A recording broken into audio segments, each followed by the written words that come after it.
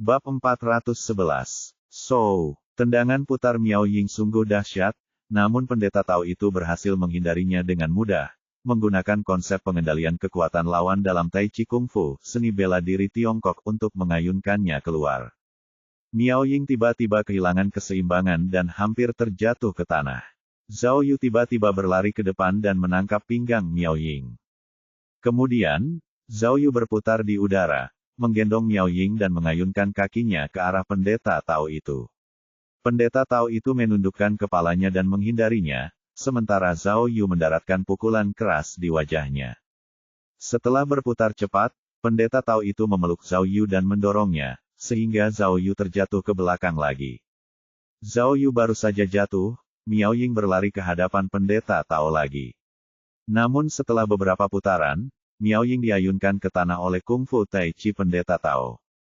Kemudian, Zhao Yu dan Miao Ying segera berlari melawan pendeta Tao dan terus bertarung dengannya. Pendeta Tao itu telah berlatih Kung Fu Tai Chi selama bertahun-tahun, jadi dia sudah mencapai kesempurnaan.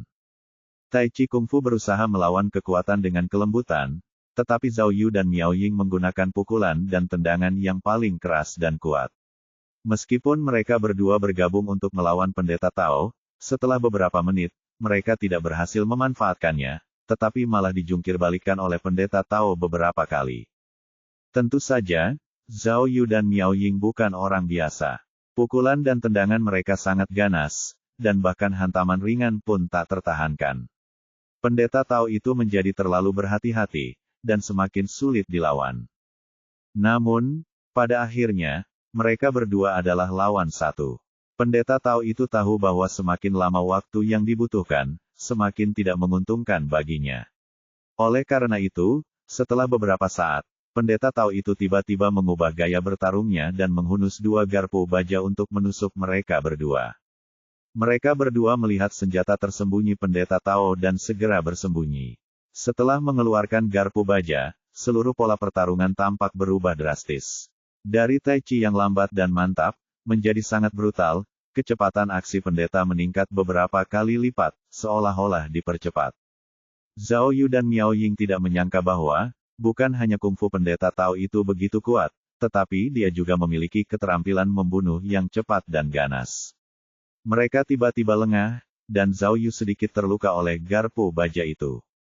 Tak peduli apakah itu Tai Chi sebelumnya, atau garpu baja sesudahnya, pendeta Tao selalu memainkan trik yang sangat aneh, dan Zhao Yu merasa bahwa ia hanya memiliki kekuatan yang cukup untuk bertahan hidup, dan tidak dapat memainkannya sepenuhnya, jadi ia sangat tertekan.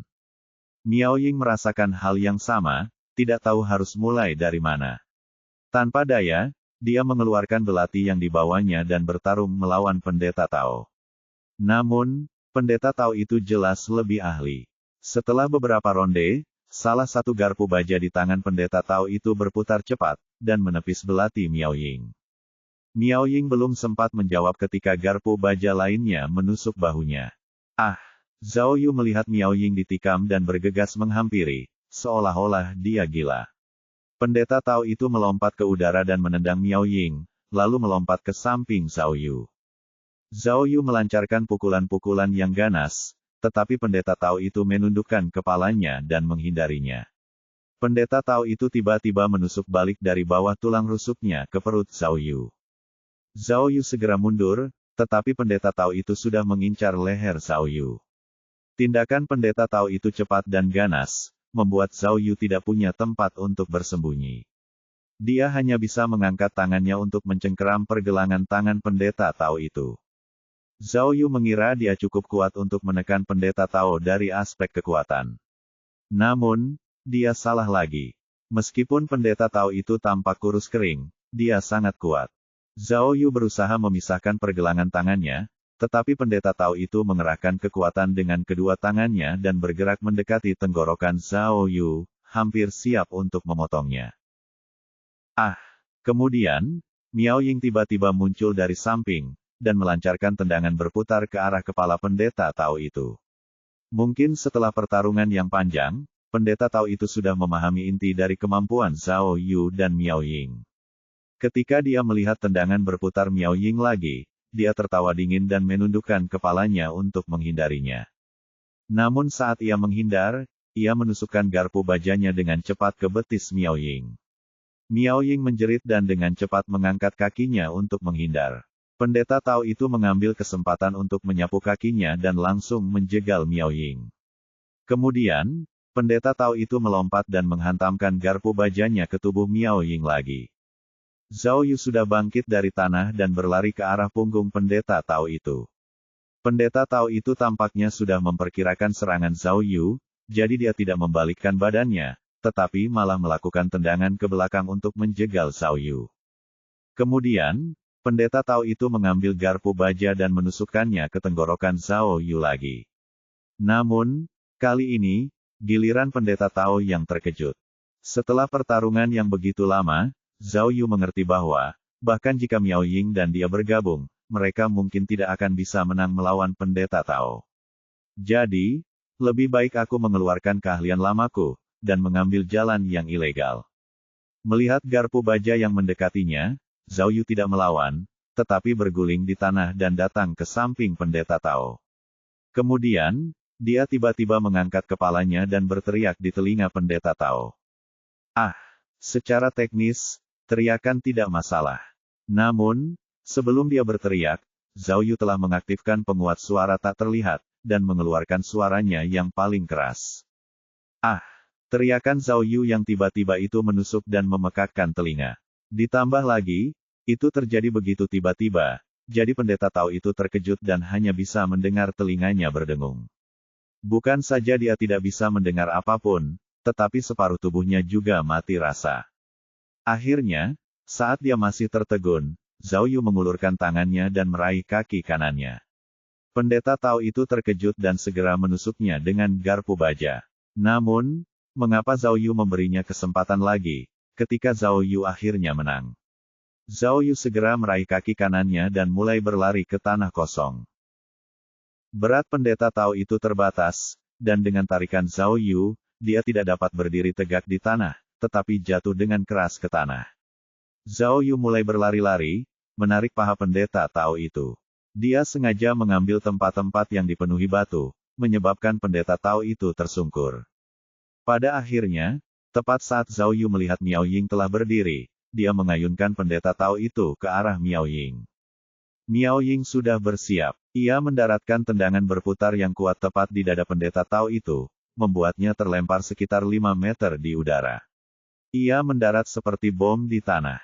Bahkan menimbulkan awan debu. Debu perlahan jatuh ke tanah, memperlihatkan pendeta Tao itu, darah keluar dari sudut mulutnya, tergeletak di tanah. Dia tidak dapat berdiri lagi, dan kedua garpu baja itu tidak terlihat dimanapun. Bajingan, lihat, aku akan membunuhmu atau tidak. Kebencian baru menumpuk di atas kebencian lama, dan membuat urat nadi Zhao Yu berdesir karena marah, saat ia melancarkan pukulan ke pendeta Tao itu. Tetapi, tepat pada saat itu, di hutan di sebelah tanah kosong, terdengar suara tembakan yang keras. Zhao Yu mengira mereka adalah kawan-kawan pendeta Tao, jadi mereka pun tiba-tiba menghentikan langkah untuk menyerang, kini bersiap untuk bersembunyi. Namun, pada saat yang sama, terdengar suara tembakan yang keras dan jelas dari hutan di sekitarnya. Zhao Yu dan Miao Ying kemudian menyadari bahwa suara tembakan itu adalah tembakan yang ditembakkan ke langit. Bagaimana? Apa yang sedang terjadi? Keduanya saling berpandangan dan tiba-tiba merasa situasinya tidak tepat. Dalam beberapa detik, Zhao Yu dan Miao Ying terkejut melihat ada segerombolan orang bersenjata yang muncul dari hutan di sekitar mereka. Orang-orang ini muncul dan mengepung Zhao Yu dan Miao Ying, membuat mereka tidak punya tempat untuk bersembunyi. Kemudian, dua ahli tua, Tian Dongmin dan Wang Taiming, dan para perampok makam yang tidak punya kekuatan untuk melawan, semuanya diseret keluar dari hutan. Brengsek, tidak mungkin, kan? Zhao Yu melihat beberapa kali dan mengenali orang-orang itu. Orang-orang ini belum pernah melihat Zhao Yu, tetapi Zhao Yu pernah melihat mereka sebelumnya. Orang-orang yang sama ini pernah muncul di depan ranjang Li Xiusheng, dan Zhao Yu telah melihat mereka melalui kamera tak terlihat. Dengan kata lain, orang-orang ini semuanya bawahan Li Xiusheng. Bab 412. Zhao Yu menebaknya dengan benar, karena memang ada seseorang di belakangnya. Tepat setelah dua ahli tua dan perampok makam didorong ke sebuah tempat terbuka di hutan, seorang pria berpakaian olahraga putih muncul. Dia adalah Li Xiuseng. Li Xiuseng menderita flu dan belum pulih. Dia tampak pucat dan terus batuk. Melihat kemunculannya yang tiba-tiba, hati Zhao Yu tersentak. Oh tidak, segalanya tidak terlihat baik. Mengapa Li Xiuseng dan anak buahnya muncul di sini? Bagaimana mereka menemukan tempat ini? Apakah itu karena mereka mengikutinya ke sini? Tidak mungkin. Zhao Yu berpikir dalam hati. Aku mengaktifkan detektor tak terlihat. Jika ada yang mengikutiku, aku pasti akan mengetahuinya. Jadi, Li Xiuseng dan pendeta Tao itu berasal dari geng yang sama. Namun, dari cara dia memperlakukan para perampok makam, mereka tidak tampak seperti berasal dari geng yang sama. Batuk, batuk, Li Xiuseng batuk, saat dia melangkah maju ke arah Zhao Yu.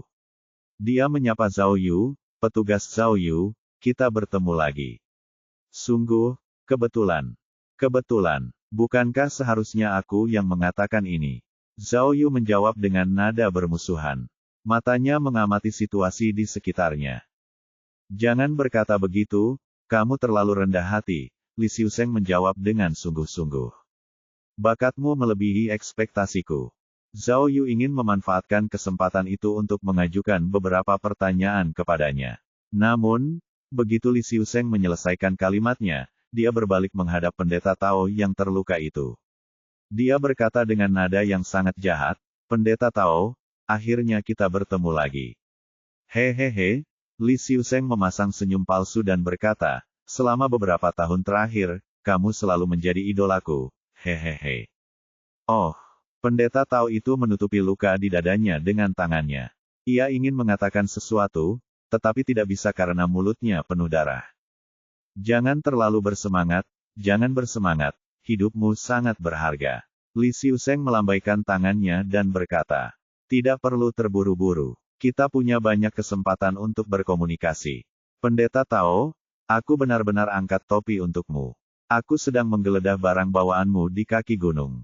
Siapa yang mengira kau membawa serta sebuah pesawat nirawak? Murid-muridku mengatakan bahwa kau juga memiliki perangkat sensor jarak jauh di dalam pesawat nirawak itu. Sungguh mengejutkan melihat bahwa perampok makam saat ini juga memanfaatkan teknologi baru di sekitar kita. Tidak, bukan hanya perampok makam, kau seharusnya disebut sebagai ahli perampok makam. Tidak heran kau masih menjadi yang teratas dalam perdagangan perampok makam setelah bertahun-tahun. Kau, siapa kau? Pendeta Tao itu berusaha keras untuk berbicara. Siapa aku? Hehehe, Li Xiuseng tersenyum palsu dan berkata. Pemandangan ini membuat bulu kuduk meremang. Aku hanya orang biasa. Hari ini aku senang bertemu denganmu, idolaku. Keinginanku terpenuhi. Tepat saat Li Xiuseng berbicara, anak buahnya telah mengikat para perampok makam dan melanjutkan dengan mengikat kedua ahli tersebut. Hei, Li Xiuseng, apa maksudmu dengan melakukan ini? Zhao Yu buru-buru berkata, apakah kau sudah lupa siapa dirimu? Apakah kau butuh aku untuk mengingatkanmu? Apa pendapatmu tentang ini? Tanya Zhao Yu. Zhao Yu menambahkan, polisi sedang melaksanakan tugas kami untuk menangkap para perampok makam dan menyelamatkan para ahli lama. Namun dalam prosesnya, kami kalah jumlah, dan nyawa kami dipertaruhkan. Pada saat yang genting ini, Anda memimpin sekelompok warga negara yang baik untuk maju dan menyelamatkan kami dengan berani. Apakah menurut Anda ceritanya seperti ini? Zhao Yu dapat melihat niat jahat Li Xiuseng. Oleh karena itu, ia mencoba membujuknya dengan kata-kata ini. Hehe, petugas Zhao, terima kasih atas kebaikanmu. Uhuk, jawab Li Xiuseng. Tapi, hari ini aku di sini untuk menyelesaikan beberapa masalah penting. Jika aku gagal menyelesaikannya, aku tidak bisa menjadi warga negara yang baik. Ketika Li Xiuseng mengatakan hal itu, anak buahnya tertawa. Halo? Zhao Yu bertanya lagi, Guru Li, apa sebenarnya maksud Anda dengan ini? Apakah Anda mencoba mengambil keuntungan dari situasi ini? Tidakkah Anda tahu bahwa Anda tidak akan bisa merampok apapun dari ini? Jika Anda tidak mendapatkan apapun yang berharga, mengapa Anda mengambil risiko? Pikirkan baik-baik. Hanya ada garis tipis antara kebaikan dan kejahatan. Masih belum terlambat untuk berhenti sekarang. Biar ku ingatkan. Geng perampok makam ini mengebom dan membunuh beberapa polisi. Ini bukan masalah sepele.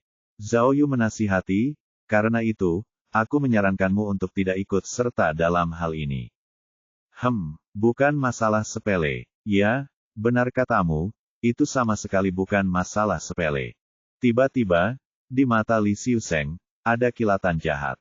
Kemudian, dia mengulurkan tangan kanannya ke salah satu anak buahnya, yang menyerahkan sebuah busur silang hitam. Busur silang itu sangat kecil, lebih kecil dan lebih pendek dari sepasang sumpit biasa. Pada saat ini, Dan Yu, yang sebelumnya dipukul hingga tak sadarkan diri oleh Zhao Yu, mulai sadar kembali dan berusaha berdiri. Li Xiuseng tiba-tiba membidik Dan Yu dan menembak lengannya. Tentu saja, busur silang kecil itu tidak bisa membunuh. Dan Yu mengerang kesakitan, saat mencabut anak panah dari lengannya. Namun, tepat setelah mencabut anak panah itu, tubuhnya mulai gemetar dan berkedut. Dia terus mengerang. Dalam beberapa detik saja, dia berhenti bergerak. Semua orang menjadi pucat setelah melihat ini. Setelah melihat lebih dekat, ditemukan bahwa wajah Dan Yu telah berubah menjadi ungu dan berubah bentuk. Dia sudah mati. Anak panah itu beracun. Dan itu racun yang mematikan. Anda, Zhao Yu berteriak pada Li Xiuseng. Apa yang kamu inginkan? Hehe. Li Xiuseng terbatuk dan berkata kepada Zhao Yu dengan dingin, petugas Zhao, biar ku ceritakan kepadamu apa yang sebenarnya terjadi hari ini. Pasukan polisimu berhadapan dengan perampok makam di alam liar, dan terjadi baku tembak. Hal ini mengakibatkan kerugian besar di kedua belah pihak, dan juga kematian di kedua belah pihak. Akhir yang sempurna, kata Li Xiuseng sambil tertawa. Uhuk, belalang sembah mengintai jangkrik, tanpa menyadari keberadaan burung oriole di belakangnya. Sekarang, akulah burung oriole itu.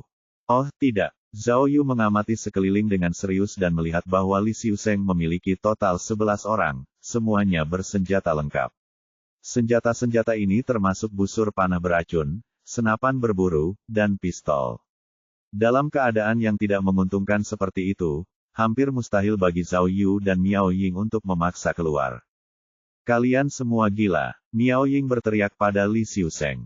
Kami sudah menelepon polisi. Dalam waktu kurang dari 5 menit, helikopter polisi akan tiba. Bagaimana kalian bisa melarikan diri? Cek. Li Xiuseng tidak menghiraukan peringatan Miao Ying. Nona polisi, Anda tidak memperhatikan. Bagaimana saya memuji pendeta Tao dan anak buahnya atas penerimaan mereka terhadap teknologi baru. Jika saya ingin menjadi burung oriole, apakah Anda pikir saya akan lebih buruk dari mereka? Kata Li Xiuseng dengan bangga. Apakah Anda tidak memperhatikan kekuatan sinyal seluler yang lemah di sini? Anda bilang Anda menelepon polisi. Bagaimana Anda melakukannya? Hei, jangan kira aku tidak tahu situasinya. Aku bisa memberitahumu dengan jelas bahwa, saat kepolisian menemukanmu tidak bisa dihubungi, lalu mencari di pegunungan, itu akan memakan waktu setidaknya 30 jam. Saat itu, sudah terlambat. Mendengar ini, anak buah Li Xiuseng mencibir, dengan ekspresi licik di wajah mereka. Dilihat dari perilaku mereka, orang-orang ini seharusnya berpengalaman dalam kegiatan ilegal seperti ini. Mereka sama kejamnya dengan para perampok makam. Petugas Zhao, kata Li Xiuseng kepada Zhao Yu. Sebenarnya, kalian berdua tidak termasuk dalam rencanaku. Sungguh disayangkan kalian berdua terlibat dalam hal ini. Jadi, aku tidak punya pilihan lain.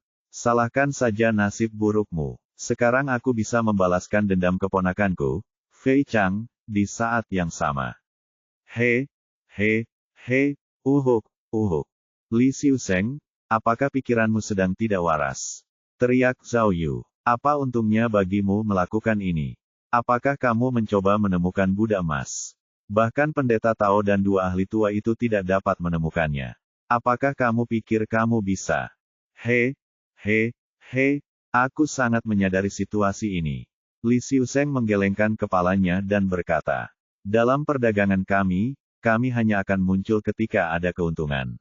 Tapi, Aku tidak naif seperti mereka, yang berpikir bahwa mereka dapat menemukan Buddha emas dengan usaha mereka sendiri. Hei, petugas Zhao, sepertinya apa yang Anda ketahui terlalu sedikit. Begitu dia selesai mengucapkan kalimatnya, Li Xiuseng berjalan ke arah pendeta Tao itu dan memegang erat kepangannya, lalu berkata dengan nada jahat, Yuan Sucai, nama ini diberikan kepadamu oleh orang tuamu, kan?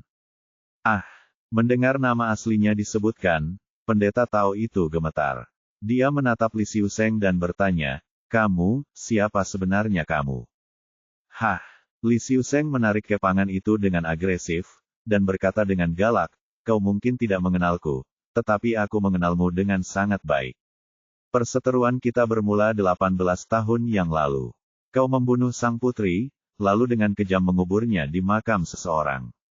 Kau bahkan mengenakan kostum kuno padanya. Dasar iblis tak berperasaan, Li Xiuseng menamparkan pendeta Tao itu dan mencengkeram rahangnya, lalu berteriak, katakan padaku. Di mana guruku? Di mana kau menguburnya? Bab 413. 18 tahun lalu, di bawah bulan gagak di suatu malam yang tenang. Di sudut tanah kosong di daerah Kinsan Tongyang, terdengar suara gemerisik yang tidak harmonis. Suara itu ternyata adalah gerombolan perampok makam yang sedang menggali lubang di sebuah makam. Geng perampok makam itu berasal dari sebuah geng perampok makam keluarga. Geng itu beranggotakan 5 orang, dan mereka semua adalah saudara yang memiliki nama keluarga yang sama. Pada saat itu, ada seseorang bernama Yuan Sucai, yang sedang bekerja di bagian atas lubang perampok. Para rekan di atasnya dengan cepat menariknya keluar dari lubang. Yuan Sucai mengeluarkan sekeranjang tanah, dan salah satu saudaranya dengan cepat mengambil alih keranjang untuk menuangkan tanah ke dalam alur dalam yang jauh. Sucai, seorang perampok makam tua memanggil. Sudah lihat airnya? Tidak, ayah. Jawab Yuan Sucai. Aku sudah mencarinya. Di sini cukup kering. Kurasa, dalam beberapa meter lagi, kita akan bisa masuk. Baiklah. Orang tua itu mengikatkan tali pada dirinya sendiri untuk masuk ke lubang perampok itu sendiri.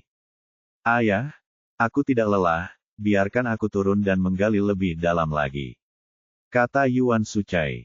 Tidak apa-apa, biarkan aku yang melakukannya. Kata lelaki tua itu. Simpanlah sedikit tenaga. Kalau sudah selesai, kami akan mengandalkanmu untuk masuk. Dia tidak menunggu Yuan Sucai menjawab, melainkan langsung masuk ke lubang perampok. Bro Sucai, seorang pemuda, berusia sekitar 19 tahun, datang ke hadapan Yuan Sucai dan bertanya, menurutku ini terlalu kecil, apakah ada sesuatu yang bagus di sana? Bagaimana aku tahu? Kenapa kamu tidak bertanya pada ayahku lebih awal? Yuan Sucai menyalakan sebatang rokok dan mulai menghisapnya dengan santai. Ayahmu bahkan tidak mengizinkan kita bicara. Pemuda itu mendorong Yuan Sucai dan bertanya, Kak, Niu mengirimiku surat, menyuruhku mengikuti mereka ke Haixiang untuk bekerja di pabrik, karena gaji mereka 1.500.000 per bulan. Oh, kalau begitu, kau tidak ingin bekerja sama dengan kami lagi. Yuan Sucai mengembuskan asap rokoknya. Kurasa, kita mengambil risiko besar untuk mengosongkan ember dan masuk ke dalam lubang, tapi kita bahkan tidak bisa mendapatkan banyak. Aku mungkin juga bekerja untuk seseorang di pabrik. Mengosongkan ember bukanlah pekerjaan jangka panjang, berurusan dengan orang mati setiap hari, dan itu ilegal. Lihat saja dirimu sendiri. Yuan Sucai menjawab dengan nada meremehkan. Biar ku beritahu, alasan mengapa kita tidak bisa menghasilkan banyak adalah karena kita tidak punya koneksi yang bagus. Kita punya barang bagus, tapi kita tidak bisa menjualnya dengan harga bagus. Tunggu saja, di masa depan, aku akan menjadi orang paling sukses di Kinsan. Tepat saat Yuan Sucai mengatakan ini, terdengar suara keras dari lubang perampok, dan gumpalan debu mengepul keluar darinya. Tidak, itu runtuh. Yuan Sucai melompat dan segera berlari untuk menarik tali bersama saudara-saudaranya.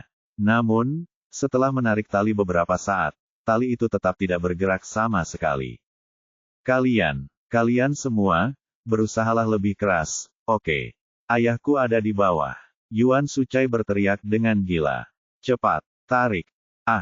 Para saudara itu berusaha sekuat tenaga untuk menariknya. Namun, Mereka tidak pernah menyangka bahwa orang itu tidak akan ditarik keluar, tetapi talinya tiba-tiba putus. Semua orang gemetar dan jatuh ke tanah, satu demi satu. Setelah beberapa hari, ke sebuah gudang tersembunyi yang terletak di Jalan Pasar Bunga Kinsan, Yuan Sucai dan kedua saudaranya mengirim relik yang telah mereka gali. Orang yang membeli relik tersebut adalah seorang wanita yang tampak sangat cantik dan anggun. Para perampok makam memanggilnya Gege. Melihat Yuan Sucai dan yang lainnya yang membawa barang curian, wanita itu bahkan tidak menemukan seorang pun untuk menaksir barang-barang tersebut, tetapi terus maju dan menyuruh bawahannya untuk mengeluarkan $2.000 untuk diberikan kepada Yuan Sucai. Kakak, Yuan Sucai awalnya menahan diri, lalu akhirnya berkata, tersipu, bisakah kau memberi lebih? Aku bertanya di pasar, dan batu giok yang kita temukan terakhir kali, batu gioknya sendiri harganya sekitar $6 hingga $7.000. Tapi kau hanya memberi kami $400.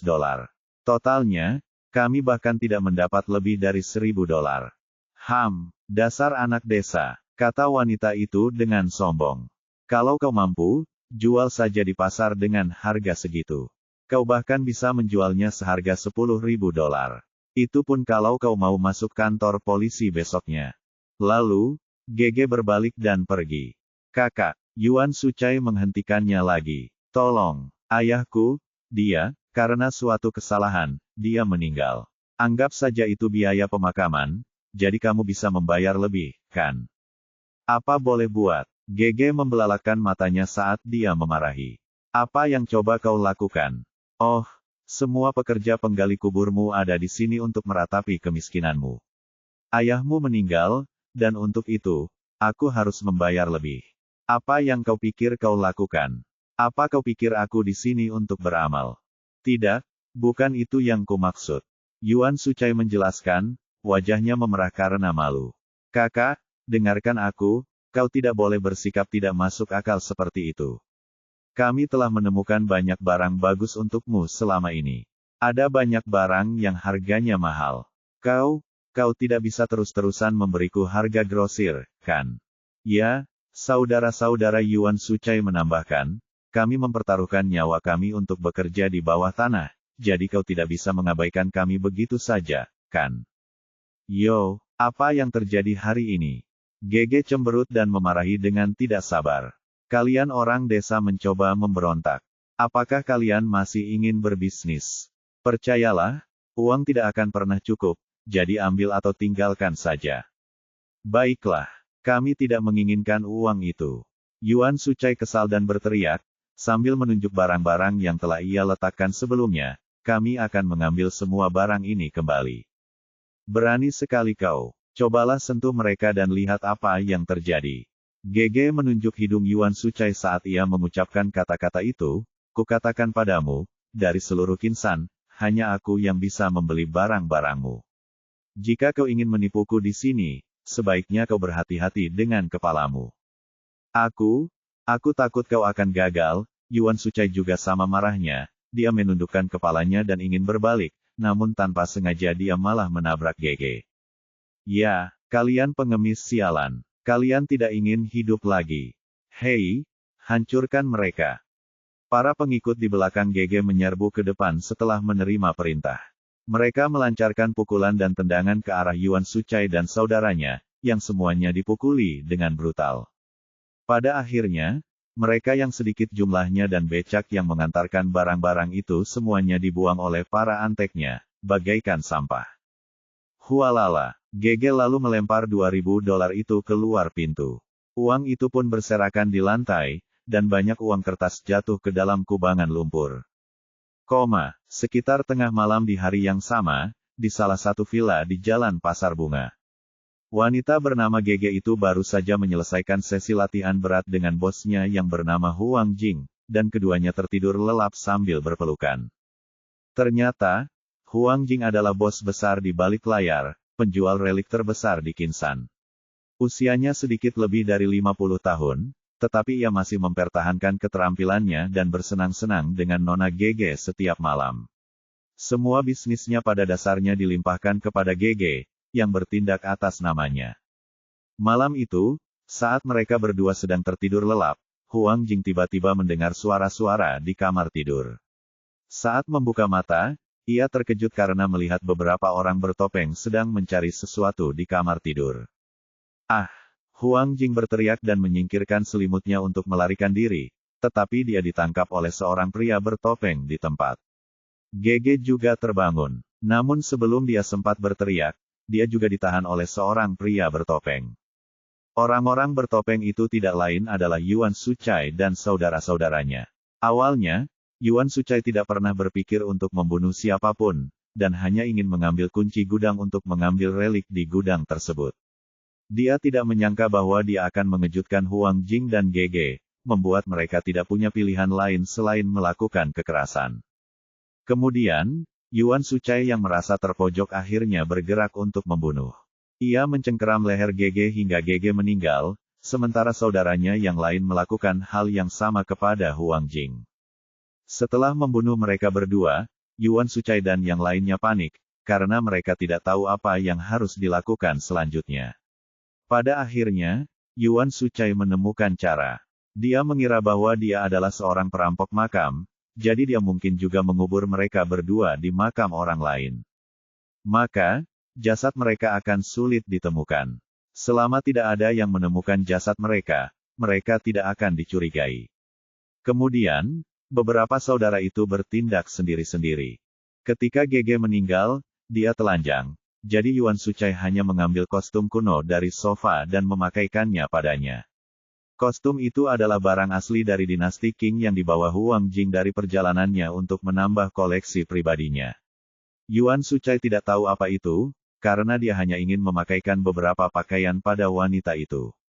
Begitulah asal mula kostum itu muncul di dalam kotak mayat wanita berkostum kuno yang mengejutkan Qin San.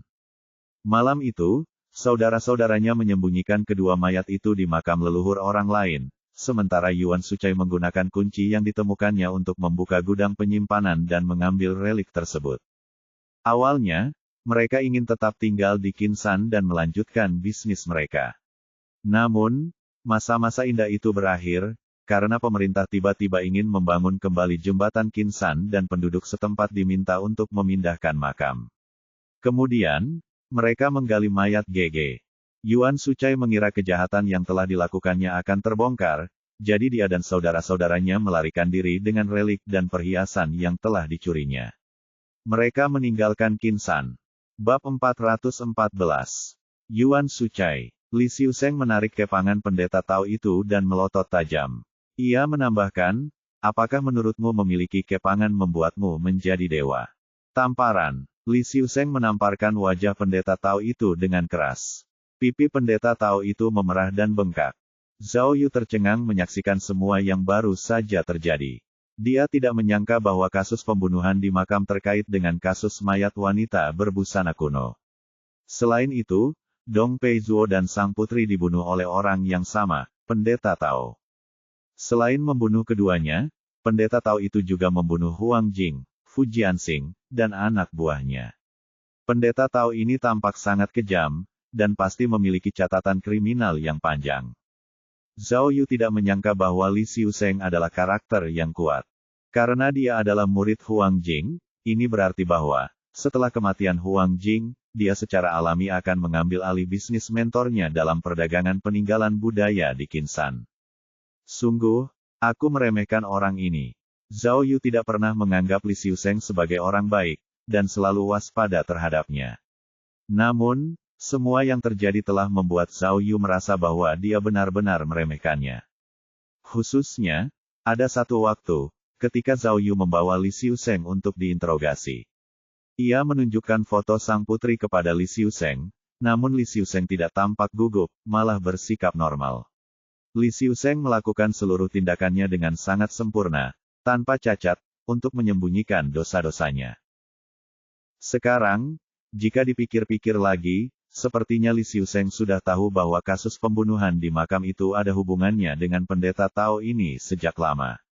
Dia diam-diam bersembunyi di balik layar dan menunggu polisi melawan pendeta Tao itu.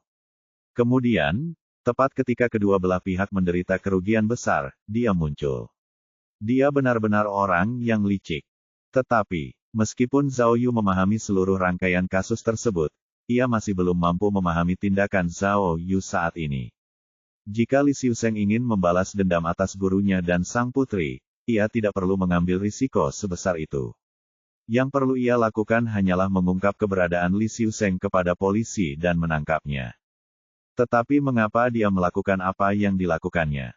Demi menangkap pendeta Tao itu hidup-hidup, Li Xiuzheng mempertaruhkan tuduhan bahwa dialah yang membunuh polisi. Mungkinkah ada alasan lain di balik ini? Ahem, bisnismu pasti sedang berkembang pesat, pendeta Tao. Li Xiuzheng berkata sambil mencibir. Ia menambahkan, aku telah menyisir separuh Cina dan tidak dapat menemukan jejakmu. Itu, seperti mencari bayangan. Aku hampir menyerah. Dan aku tidak pernah menyangka kau akan muncul di sini sendirian. Jadi, setelah 18 tahun, Anda kembali ke Qinsan lagi. Apakah Anda merasa emosional? Li Xiuzheng menggelengkan kepalanya dan mendesah. Saya tidak mengerti. Anda telah sukses dalam bisnis Anda. Mengapa Anda tidak puas? Apa yang begitu menarik dari Buddha emas? Di mana Dong Pei Zuo menemukan Anda, dan bagaimana ia berhasil membujuk Anda untuk menyetujui pekerjaan ini? Anak buah Li Xiuzheng tertawa terbahak-bahak ketika mendengar ini. Pendeta Tao itu menatap Li Xiuzheng dengan dingin, dan tangan kanannya merogoh sakunya perlahan. Hei, jangan bergerak. Apa yang sedang kau lakukan? Li Xiuzheng telah menyadari gerakan pendeta Tao itu, dan buru-buru melonggarkan kepangannya, lalu melangkah mundur. Pada saat yang sama, seseorang mengarahkan panahnya ke pendeta Tao. Namun, pendeta Tao itu tidak menghentikan gerakannya, dan akhirnya mengeluarkan dua benda dari sakunya. Satu adalah sepotong kulit sapi berwarna kuning yang sangat tua, dan yang lainnya adalah sepotong batu giok kuno. Setelah mengeluarkan kedua benda itu, pendeta Tao melemparkannya ke hadapan Li Xiuzheng. Ketika Li Xiuzheng melihat bahwa tidak ada bahaya yang mengancam, ia membungkuk dan mengambil kedua benda itu. Sebelumnya, Li Xiuzheng seharusnya sudah tahu semua tentang Buddha emas dengan bertanya kepada anak buah pendeta Tao. Ketika dia mengambil dua benda itu, dia sangat jelas tentang benda-benda ini. Meskipun dia sudah siap secara mental, saat dia melihat dua benda itu, matanya tidak bisa tidak berbinar.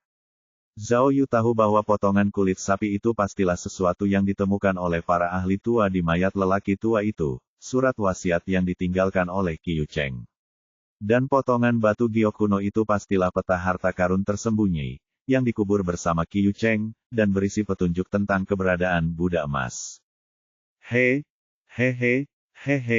Li Xiuzheng mengamati kedua benda itu cukup lama dan mulai tertawa. Setelah tertawa beberapa detik, ia berkata kepada pendeta Tao, Pendeta Tao. Aku mulai mengerti apa yang kau rasakan. Tidak peduli berapa banyak uang yang kau hasilkan, masih ada beberapa mimpi yang tersisa di benakmu untuk dicapai. Tetapi, saya belajar pelajaran berharga dari pengalaman buruk Anda. Saya lebih suka mengejar sesuatu yang lebih realistis. Li Xiuzheng terbatuk dan berkata, Pendeta Tao, seorang pria akan melakukan apa saja untuk mengejar kekayaannya. Sekarang Anda berada di tangan saya, Anda seharusnya tahu apa yang saya inginkan. Pertama, beritahu aku di mana kau menguburkan Huang Jing. Bagaimanapun, dia adalah mentorku, dan aku adalah muridnya. Tanpa dia, aku tidak akan menjadi seperti sekarang ini. Kedua, beritahu aku di mana semua brankas tempatmu menyimpan barang jarahanmu. 18 tahun yang lalu, kau merampok semua harta milik mentorku, dan hari ini kau harus mengembalikannya. Kelebihannya, harus diperlakukan sebagai bunga yang dibayarkan dengan semestinya. Lagi pula, tanpa merampok mentorku, kau tidak mungkin menjadi kaya. Benarkan? Oh, pada titik ini, Zhao Yu akhirnya memahami tindakan dan niat Li Xiuzheng. Dengan mengerahkan begitu banyak upaya dan mengambil risiko yang begitu besar, niat Li Xiuzheng adalah untuk menghasilkan banyak uang. Hal ini sesuai dengan pepatah, orang yang tidak pernah merasa puas bagaikan ular yang mencoba menelan gajah. Li Xiuzheng sudah menjadi orang kaya di Qinsan. Namun, ia tidak merasa puas, dan karena itu, berencana untuk merampas segalanya. Orang ini sangat kejam. Pendeta Tao itu perlahan-lahan mendapatkan kembali energinya. Dia memuntahkan seteguk darah dan berkata kepada Li Xiuzeng, sekarang setelah kau tahu semua tentangku, apakah kau pikir kau dapat merebut milikku? Merebut kekuasaan atau tidak, itu bukan urusanmu. Kau tidak perlu khawatir tentang itu. Li Xiuzeng menjawab pendeta Tao itu dengan marah, dan dengan tatapan membunuh. Tidak bagus. Zhao Yu merasakan jantungnya berdebar lebih cepat. Sepertinya Li Xiuzeng ingin menyakiti banyak orang. Sebelumnya, ia dan Miao Ying sedang merumuskan strategi untuk menghadapi situasi tersebut. Akan tetapi, menghadapi begitu banyak musuh dengan senjata mematikan, mereka tidak memiliki peluang untuk menang, bahkan jika mereka harus melakukan perlawanan sengit terhadap musuh. Sekarang apa? Zhao Yu mengerti dengan jelas bahwa begitu Li Xiuzeng mengucapkan kata, bunuh, maka sudah terlambat bagi mereka untuk melakukan apapun. Sekarang, niat Li Xiuzeng tampak jelas. Dia hanya ingin menjaga pendeta Tao itu tetap hidup, dan semua orang bisa dikorbankan. Mustahil. Zhao Yu sangat cemas. Dia memindai semua alat peraga di otaknya, tetapi tidak ada satupun alat peraga yang dapat dia gunakan untuk menyelamatkannya dari bahaya. Pada saat yang genting seperti itu, dia hanya bisa mengandalkan kekuatannya sendiri untuk menyelamatkan dirinya sendiri. Pada saat ini, Miao Ying merasakan ketakutan akan kematian, dan bersiap untuk melakukan perlawanan terakhir, tetapi dia tahu bahwa perlawanan itu hanya akan membuatnya mati sia-sia. Miao Ying segera mendekati Zhao Yu dan tanpa sadar memegang tangan Zhao Yu. Meskipun mereka berdua tidak berkomunikasi dengan kata-kata, Zhao Yu dapat merasakan bahwa Miao Ying ingin melindunginya, jika musuh melancarkan serangan. Bagaimana cara kerjanya? Ada begitu banyak senjata yang diarahkan pada mereka, dan tidak ada yang bisa melindungi orang lain. Pada saat kritis ini, Zhao Yu cepat dalam berpikir. Dia bahkan berpikir untuk berlari dan menyandera pendeta Tao itu. Jika Li Xiuzeng ingin memiliki semua peninggalan budaya dan harta karun untuk dirinya sendiri, dia tidak akan membiarkan pendeta Tao itu mati. Tapi, jarak antara dia dan pendeta Tao itu terlalu jauh. Jika dia berlari mendekat, musuh pasti akan menembaki dia. Apa yang harus dia lakukan? Li Xiuzeng berjalan ke arah pendeta Tao, menundukkan kepalanya, dan membisikkan beberapa patah kata kepada pendeta Tao. Melihat napas pendeta Tao yang berat, sepertinya Li Xiuzeng tidak akan ragu untuk mengorbankannya juga.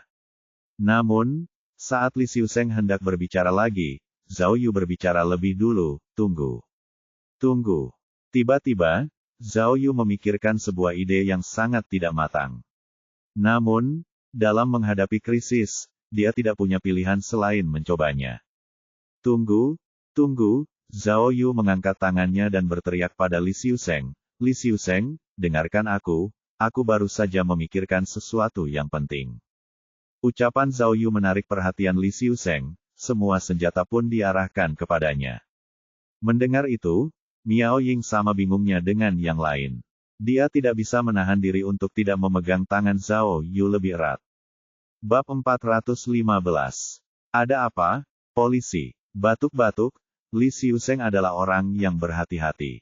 Dia melihat Zhao Yu melangkah maju 2 langkah, lalu menyeret pendeta Tao itu mundur 2 langkah sambil bertanya, apakah Anda punya kata-kata terakhir? Lao Li, cek-cek. Zhao Yu melihat bahwa Li Xiuzeng tidak mau menerimanya, dan dia tidak bisa pergi begitu saja, jadi sebaiknya dia berhenti saja. Dia dengan sungguh-sungguh menyatakan, kau benar, aku sudah menyampaikan kata-kata terakhirku. Kau lihat apakah itu bisa dilakukan. Kita toh akan mati juga. Jadi, bisakah kau penuhi permintaanku sebelum aku mati, dan biarkan aku melihat seperti apa rupa Buddha emas itu. Li Xiuzeng dan yang lainnya tercengang mendengar apa yang dikatakan Zhao Yu. Polisi, Anda sudah sekarat, dan Anda masih berpikir untuk bermain trik.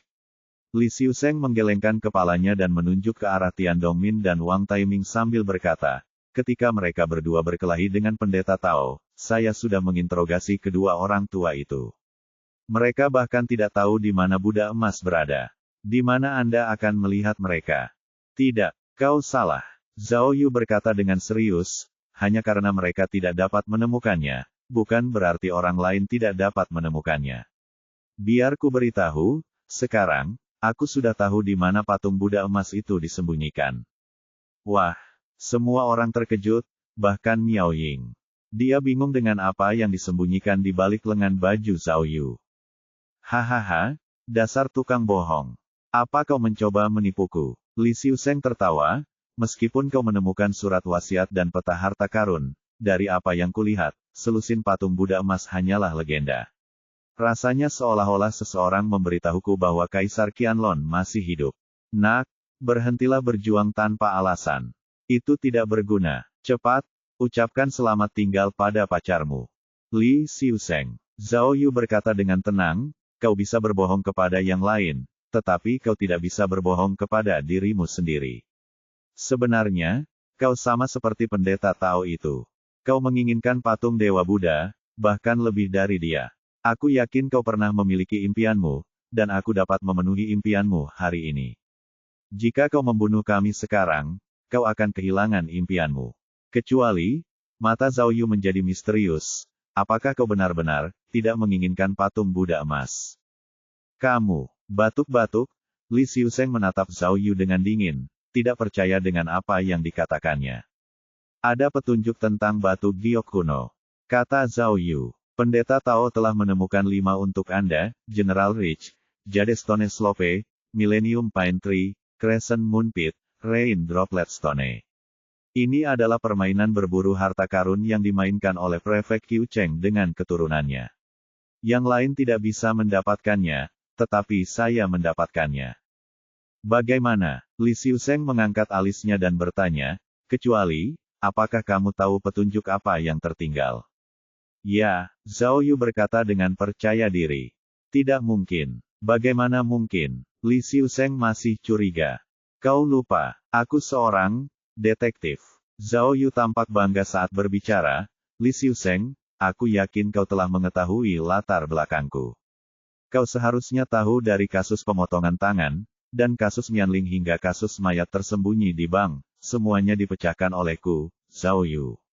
Jika aku tidak percaya diri, bagaimana mungkin aku bisa datang jauh-jauh ke sini? Kemudian, Li Xiuseng memikirkan perkataan Zhao Yu dengan serius. Zhao Yu benar. Dia pasti telah mencari tahu latar belakang Zhao Yu sebelumnya, dan jadi tahu semua sejarahnya yang gemilang.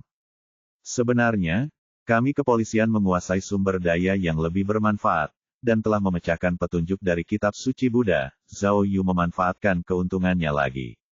Dia membocorkan dengan tenang, sejujurnya, polisi yang dibunuh oleh pendeta Tao dengan ledakan itu bertugas menangkap para penjahat, sementara kami berdua dikirim untuk menyelidiki lokasi patung Buddha emas secara rahasia, sama sekali tidak terkait dengan mereka.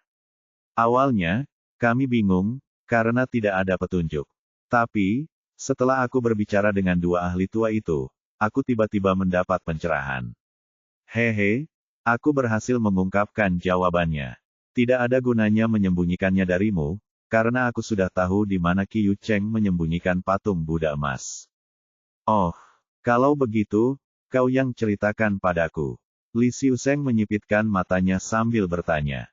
Hehe, Zhao Yu membuka tangannya dan berkata, masih seperti yang kukatakan sebelumnya. Aku tahu, tidak peduli apakah kita bisa menemukan patung Buddha emas atau tidak, kau tidak akan membiarkan kami lolos. Jadi, aku hanya ingin menemukan patung Buddha emas itu sendiri, untuk melihatnya dengan mataku sendiri. Lalu, aku bisa mati dengan tenang. Oh, begitukah? Meskipun Li Xiuseng tampak dingin, dia jelas memikirkan kemungkinan apa yang dikatakan Zhao Yu. Kau sendiri yang mengatakannya, Zhao Yu melanjutkan, setelah kantor polisi menyadari bahwa mereka tidak dapat menghubungi kita, mereka membutuhkan setidaknya 30 jam untuk menemukan kita. Aku tidak akan membuang banyak waktumu, tetapi setidaknya aku bisa membiarkanmu mendapatkan patung Buddha emasmu.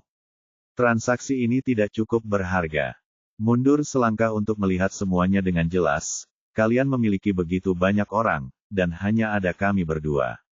Kalian masih takut kami akan melarikan diri. Zhao Yu merentangkan tangannya dan berkata, jika penilaianku salah, dan aku tidak dapat menemukan patung Buddha emas, kalian dapat membunuh kami saat itu. Tidak terlambat, kan?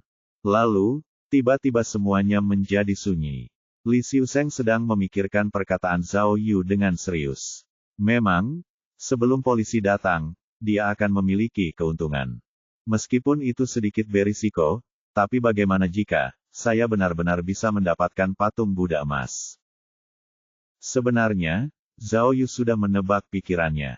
Meskipun dia berbicara seolah-olah dia tidak peduli, hatinya memiliki keinginan yang tak terlukiskan terhadap patung Buddha emas. Baiklah, aku hanya bisa memberimu waktu 6 jam. Jika tidak ada hasil dalam 6 jam, aku hanya bisa. Li Xiuzeng melambaikan tangannya ke arah Zhao Yu, lalu berkata kepada bawahannya, pasang borgol pada kedua polisi itu. Pisahkan mereka dan awasi mereka saat kita berjalan nanti. Awasi mereka dengan saksama. Semua bawahan Li Xiuzeng adalah ahli dalam relik. Mereka semua memiliki rasa sayang yang tak terlukiskan terhadap patung Buddha emas lusinan yang legendaris. Oleh karena itu, tidak ada yang menentang keputusan Li Xiuzeng. Tetapi ada orang-orang yang dengan cepat mengambil borgol dari pendeta Tao dan memborgolnya pada Zhao Yu dan Miao Ying. Ditambah lagi, tangan mereka diborgol di belakang punggung mereka. Nak, kalau kamu mau main trik, aku bisa membunuhmu kapan saja. Li Xiuzeng mengancam, tidak apa-apa kalau kamu mati. Tapi sebaiknya kamu pikirkan pacar polisi wanitamu, karena dia polisi wanita yang cantik. Aku tidak bisa menjamin bawahanku. Cek-cek. Zhao Yu menatapnya dengan tatapan mematikan dan menggertakkan giginya, kedua ahli tua itu harus mengikutiku. Dalam hal ini, ada banyak hal yang berhubungan dengan mereka. Li Xiuzeng menatap kedua ahli tua yang ditawan dan menjentikkan jarinya. Bawahannya membawa Tian Dongmin dan Wang Taiming ke depan.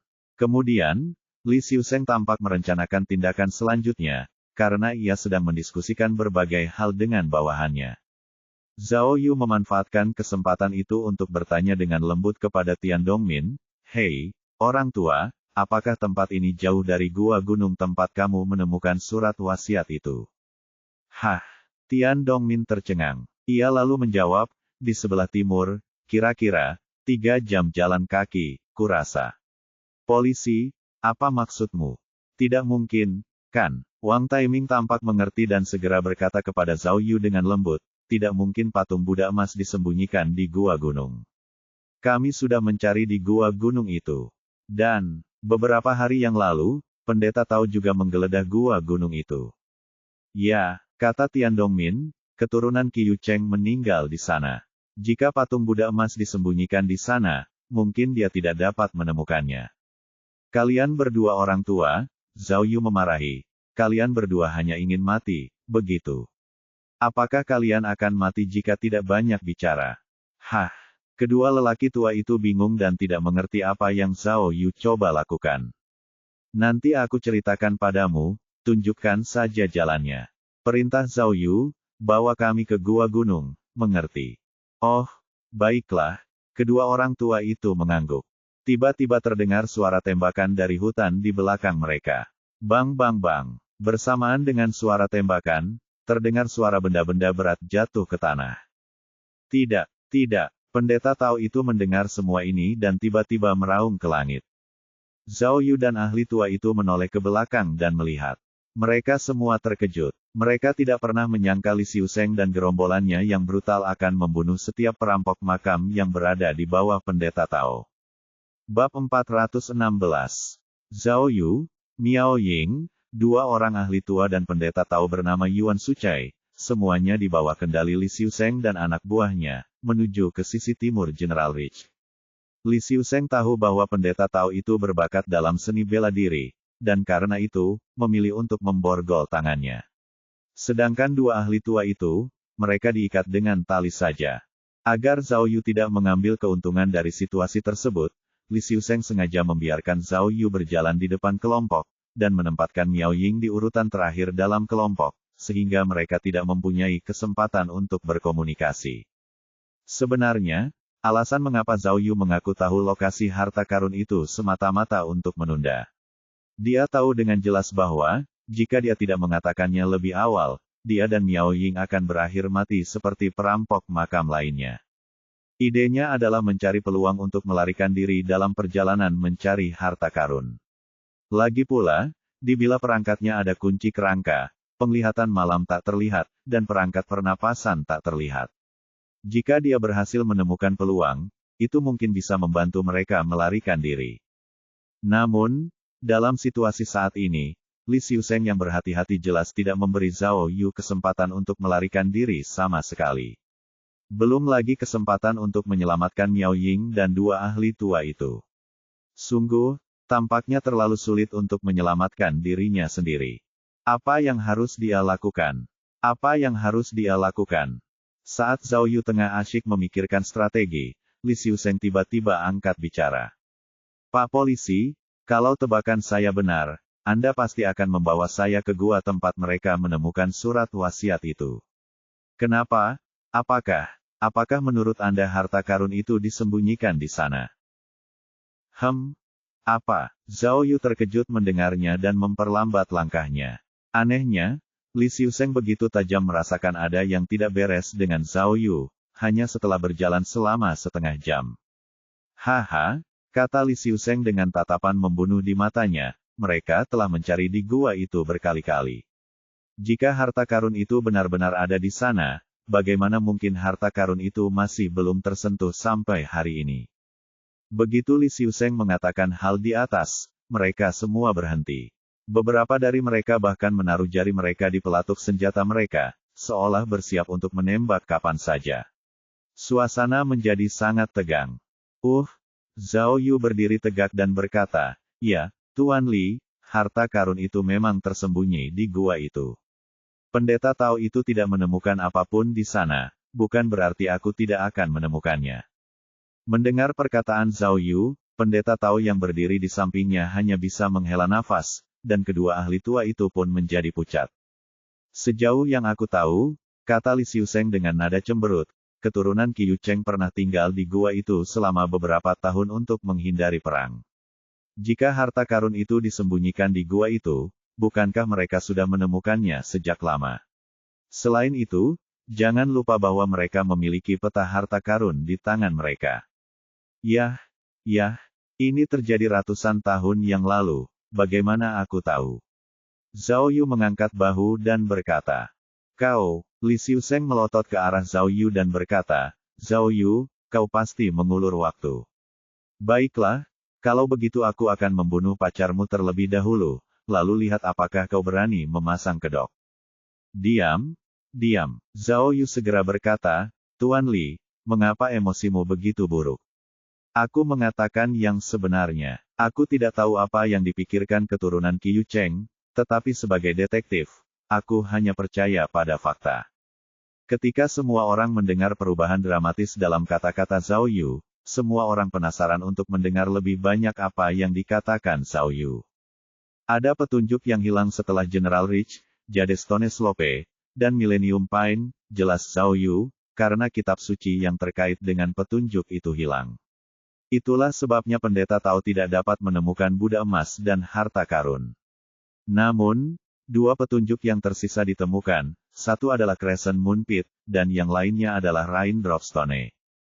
Fakta bahwa pendeta Tao dan anak buahnya tidak berhasil menemukan harta karun karena hilangnya pohon pinus milenium, Zhao Yu melirik pendeta Tao dan melanjutkan, berarti mereka hanya bisa terus mencari petunjuk yang tersisa, lubang bulan sabit. Apakah kamu setuju? Tetapi di mana menemukan lubang bulan sabit? Setelah ratusan tahun, saya khawatir lubang itu bisa saja terisi, dan tidak dapat ditemukan dimanapun. Zhao Yu berhenti berbicara sejenak dan melirik ke arah kerumunan.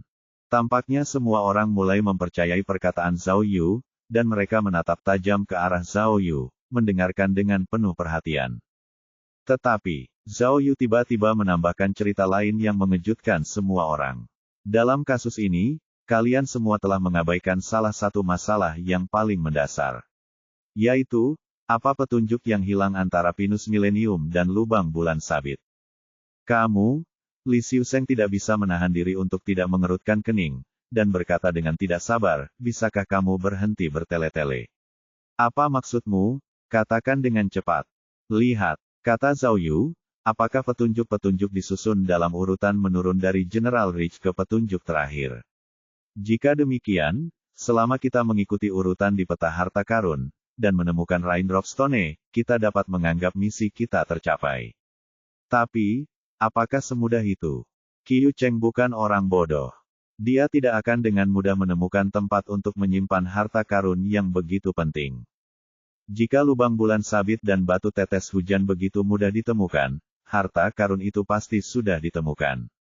Zhao Yu menjelaskan, melihat urutan dari Pinus Millennium, diikuti oleh lubang bulan sabit, apa pendapatmu? Apa? Semua orang bingung. Baiklah, kata Zhao Yu terus terang. Aku akan mengatakan yang sebenarnya. Sebenarnya, aku tidak tahu apa petunjuk antara Pinus Millennium dan lubang bulan sabit.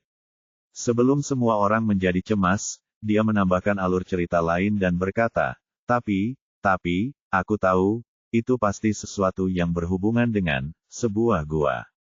Gua, meskipun Li Xiuseng merasa bahwa Zhao Yu sedang mengada-ada, dia tidak dapat menemukan celah untuk membantahnya. Ya, sebuah gua, Zhao Yu menegaskan, lihatlah seperti teka-teki silang. Jika lubang bulan sabit berada di sebelah pohon Pinus Millennium, tidak perlu ada petunjuk lain di tengah. Sekarang setelah ada satu petunjuk yang hilang di tengah, menurutmu kata-kata apa yang cocok untuk kita isi? Dengan baik. Setelah Zhao Yu selesai berbicara, semua orang tenggelam dalam pikirannya. Beberapa saat kemudian, mereka akhirnya mengerti apa yang sebenarnya dimaksud Zhao Yu. Memang, jika ada petunjuk antara pohon Pinus Millennium dan lubang bulan sabit, maka sebuah gua akan menjadi jawaban terbaik. Wow, mendengar metode penalaran Zhao Yu yang segar, semua anak buah Li Xiuseng menatap Zhao Yu dengan pandangan aneh. Li Xiuseng tidak hanya memandang Zhao Yu dengan pandangan berbeda, tetapi bahkan pendeta Tao itu pun tidak dapat menahan diri untuk tidak melebarkan matanya dan merenung. Tetapi, Li Xiuseng memikirkannya dan mengerutkan kening lagi. Baiklah, bahkan jika petunjuk yang hilang itu memang sebuah gua, ada lebih dari satu gua di General Ridge. Bagaimana kau bisa begitu yakin bahwa harta karun itu akan disembunyikan di gua tempat mayat itu ditemukan? Baiklah, Zhao Yu berpikir sejenak dan berkata dengan tergesa-gesa, para ahli lama awalnya menemukan surat wasiat itu di tangan mayat, kan? Saat itu, mayat itu berada di lokasi yang sangat-sangat tinggi. Itulah sebabnya mayat itu tidak dibawa pergi oleh binatang buas. Jadi, semua orang merasa tercerahkan ketika Zhao Yu berkata, menurutmu mengapa orang yang sedang sekarat mau memanjat ke tempat setinggi itu? Oh, ketika Zhao Yu menanyakan pertanyaan itu, terjadi keributan di antara mereka. Oh, Li Xiuseng bertanya dengan curiga, maksudmu, harta karun itu ada di dekat mayat? Hehehe, sebenarnya, ini adalah spekulasi Zhao Yu yang sebenarnya. Dia hendak tertawa, saat menceritakan kisahnya, ketika pendeta Tao yang berdiri di sampingnya tidak dapat menahan diri untuk tidak berbicara. Hei, anak muda, apakah kau meremehkanku? Pendeta Tao itu berkata dengan dingin, menurutmu, aku tidak tahu harus mencari di sekitar mayat itu. Biar ku beritahu, tidak ada yang bisa ditemukan.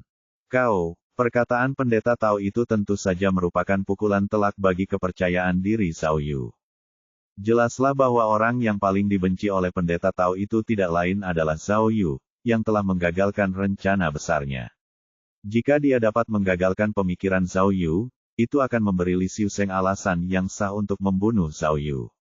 Benar, Li Xiuseng mengangkat alisnya dan berkata, pendeta Tao adalah orang yang paling berwibawa dalam pekerjaan ini. Dia memiliki detektor logam dan perangkat sensor jarak jauh. Jika harta karun itu benar-benar tersembunyi di sana, tidak ada alasan bagi mereka untuk tidak menemukannya.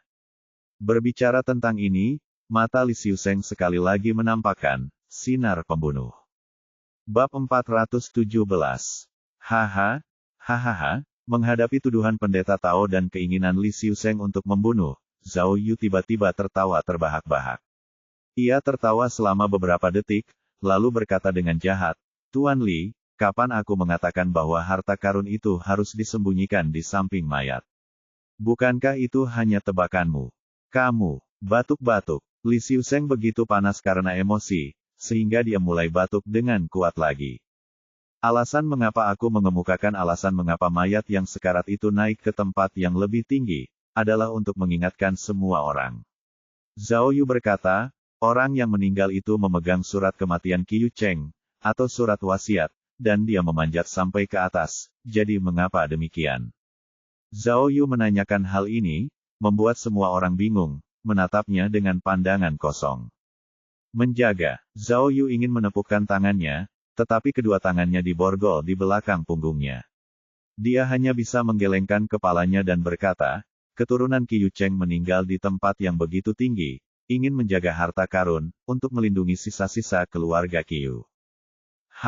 Pendeta Tao itu mendengus. Kau, ini mulai sedikit konyol. Li Xiuseng menggelengkan kepalanya terus-menerus. Konyol? Bagaimana ini bisa konyol? Zhao Yu berkata dengan penuh percaya diri. Biar kutanyakan padamu, jika keturunan Qiu Cheng benar-benar lari ke pegunungan untuk melarikan diri dari perang, mengapa mereka tidak memasuki gua gunung lainnya, kecuali gua yang satu ini? Kau pikir itu langsung dipilih? Gua gunung itu terletak di tengah bukit. Profesor Tian Dongmin tidak dapat menahan diri untuk tidak menyela. Pintu masuk gua itu lebih tersembunyi, dan bisa menghindari ketahuan oleh musuh dan binatang buas. Tian, kamu baik-baik saja. Wang Taiming mendengar Tian Dongmin menyerang Zhao Yu, dan langsung panik dan hampir memarahinya. Wajah Zhao Yu menjadi muram, dan dia menunjuk ke arah Tian Dongmin sambil berkata, benar, orang tua itu mengatakannya. Pintu masuk gua itu tersembunyi dengan baik. Dengan kata lain, tidak akan mudah ditemukan. Zhao Yu tiba-tiba berbicara, seolah-olah dia baru saja menemukan sesuatu. Gua itu besar, dalam, dan tersembunyi dengan baik. Jika aku Qiu Cheng, aku pasti akan mempertimbangkan untuk menyembunyikan harta karun itu di sana. Ini, apa yang dikatakan Zhao Yu membuat orang-orang merasa aneh. Kedengarannya seperti dibuat-buat, tetapi tidak ada cara untuk membantahnya. Hanya ada beberapa variasi situasi. Zhao Yu melanjutkan. Ketika perang pecah di Luya, keturunan Qiu Cheng berpikir untuk pergi ke pegunungan untuk mencari harta karun. Jadi, menurut petunjuk pada peta harta karun, mereka menemukan gua gunung. Kalau begitu, pohon pinus milenium pasti ada di sana, dan gua gunung itu pasti bisa ditemukan dengan lebih mudah. Namun, setelah melihat ke dalam gua gunung, ada dua kemungkinan. Pertama, ada yang salah dengan peta harta karun mereka kehilangannya, atau peta itu tidak lengkap. Jadi, mereka hanya berhasil menemukan gua gunung, tetapi tidak menemukan harta karunnya. Kedua, mereka menemukan harta karunnya, tetapi, karena mereka sedang dalam masa sulit, tidak ada gunanya membawa patung-patung itu keluar. Sebaliknya, itu malah bisa menghancurkan mereka sendiri. Jadi, mereka tidak menyentuh harta karun itu. Ngomong-ngomong, mereka tinggal di gua gunung waktu itu. Untuk bersembunyi dari perang, dan menjaga harta karun. Sayangnya, ada wabah penyakit, dan semua orang meninggal. Jadi, orang yang memegang surat kematian Qiu Cheng, naik ke tanah tinggi sebelum dia meninggal. Dia memegang surat kematian itu, mungkin untuk mewariskan rahasia patung Buddha emas. Omong kosong, pendeta Tao itu menggertakkan giginya. Tidak ada Crescent Moon Pit atau Raindrop Stone. Selain sungai bawah tanah, tidak ada yang lain. Li Xiuseng berpikir, lalu mendukung, pendeta Tao itu masuk akal. Harta karun itu tidak mungkin disembunyikan di sungai bawah tanah, kan? Betapapun konyolnya Qiu Cheng, dia tidak akan menyembunyikan harta karun itu di tempat yang akan banjir. Itu adalah patung Buddha emas. Dan, jika spekulasimu benar, harta karun itu kemungkinan besar telah dipindahkan, kan? Zhao Yu berpura-pura marah, saat ia berkata pada Li Xiuseng, Tuan Li, percaya atau tidak? Sudah kubilang, aku tahu di mana harta karun itu. Aku bilang aku tahu, dan itu artinya aku tahu. Aku tidak bodoh. Jika aku menceritakan semuanya sekarang, aku tidak akan punya kartu lagi untuk dimainkan. Kau bisa saja membunuhku, bukan? Ini, Li Xiuseng melotot ke arah Zhao Yu dan berkata, baiklah. Karena kau begitu yakin, aku akan percaya padamu kali ini. Biar ku jelaskan, aku bukan orang baik. Jika kau berbohong padaku, aku akan memastikan kau mati dengan menyedihkan. Tangan Zhao Yu diborgol. Dia hanya bisa mengangkat bahu dan menganggap masalah itu sudah terjawab. Maka, pasukan itu pun mulai bergerak maju lagi, menuju gua gunung tempat mayat kuno itu ditemukan. Setelah hujan berhenti, matahari akhirnya muncul dari balik awan dan memperlihatkan dirinya. Hutan itu dipenuhi suara dengungan jangkrik dan kicauan burung, semuanya penuh kehidupan. Meskipun Zhao Yu tetap tenang, tekanan yang dirasakannya dapat dibayangkan. Hanya dia yang tahu bahwa semua hal tentang harta karun itu dibuat-buat, dan tidak ada kesamaan atau kebetulan. Jadi, dalam perjalanan ke sana, dia masih mencari kesempatan untuk melarikan diri. Namun, bawahan Li Xiuseng terus berjaga sepanjang waktu, tanpa ada niat untuk menyerah. Awalnya, Zhao Yu bahkan mempertimbangkan sebuah ide, yaitu bekerja sama dengan pendeta Tao untuk menerobos pengepungan yang ketat. Namun, Li Xiuseng yang berhati-hati mengawasi pendeta Tao itu sendiri, tidak membiarkan Zhao Yu memiliki kesempatan untuk mendekatinya.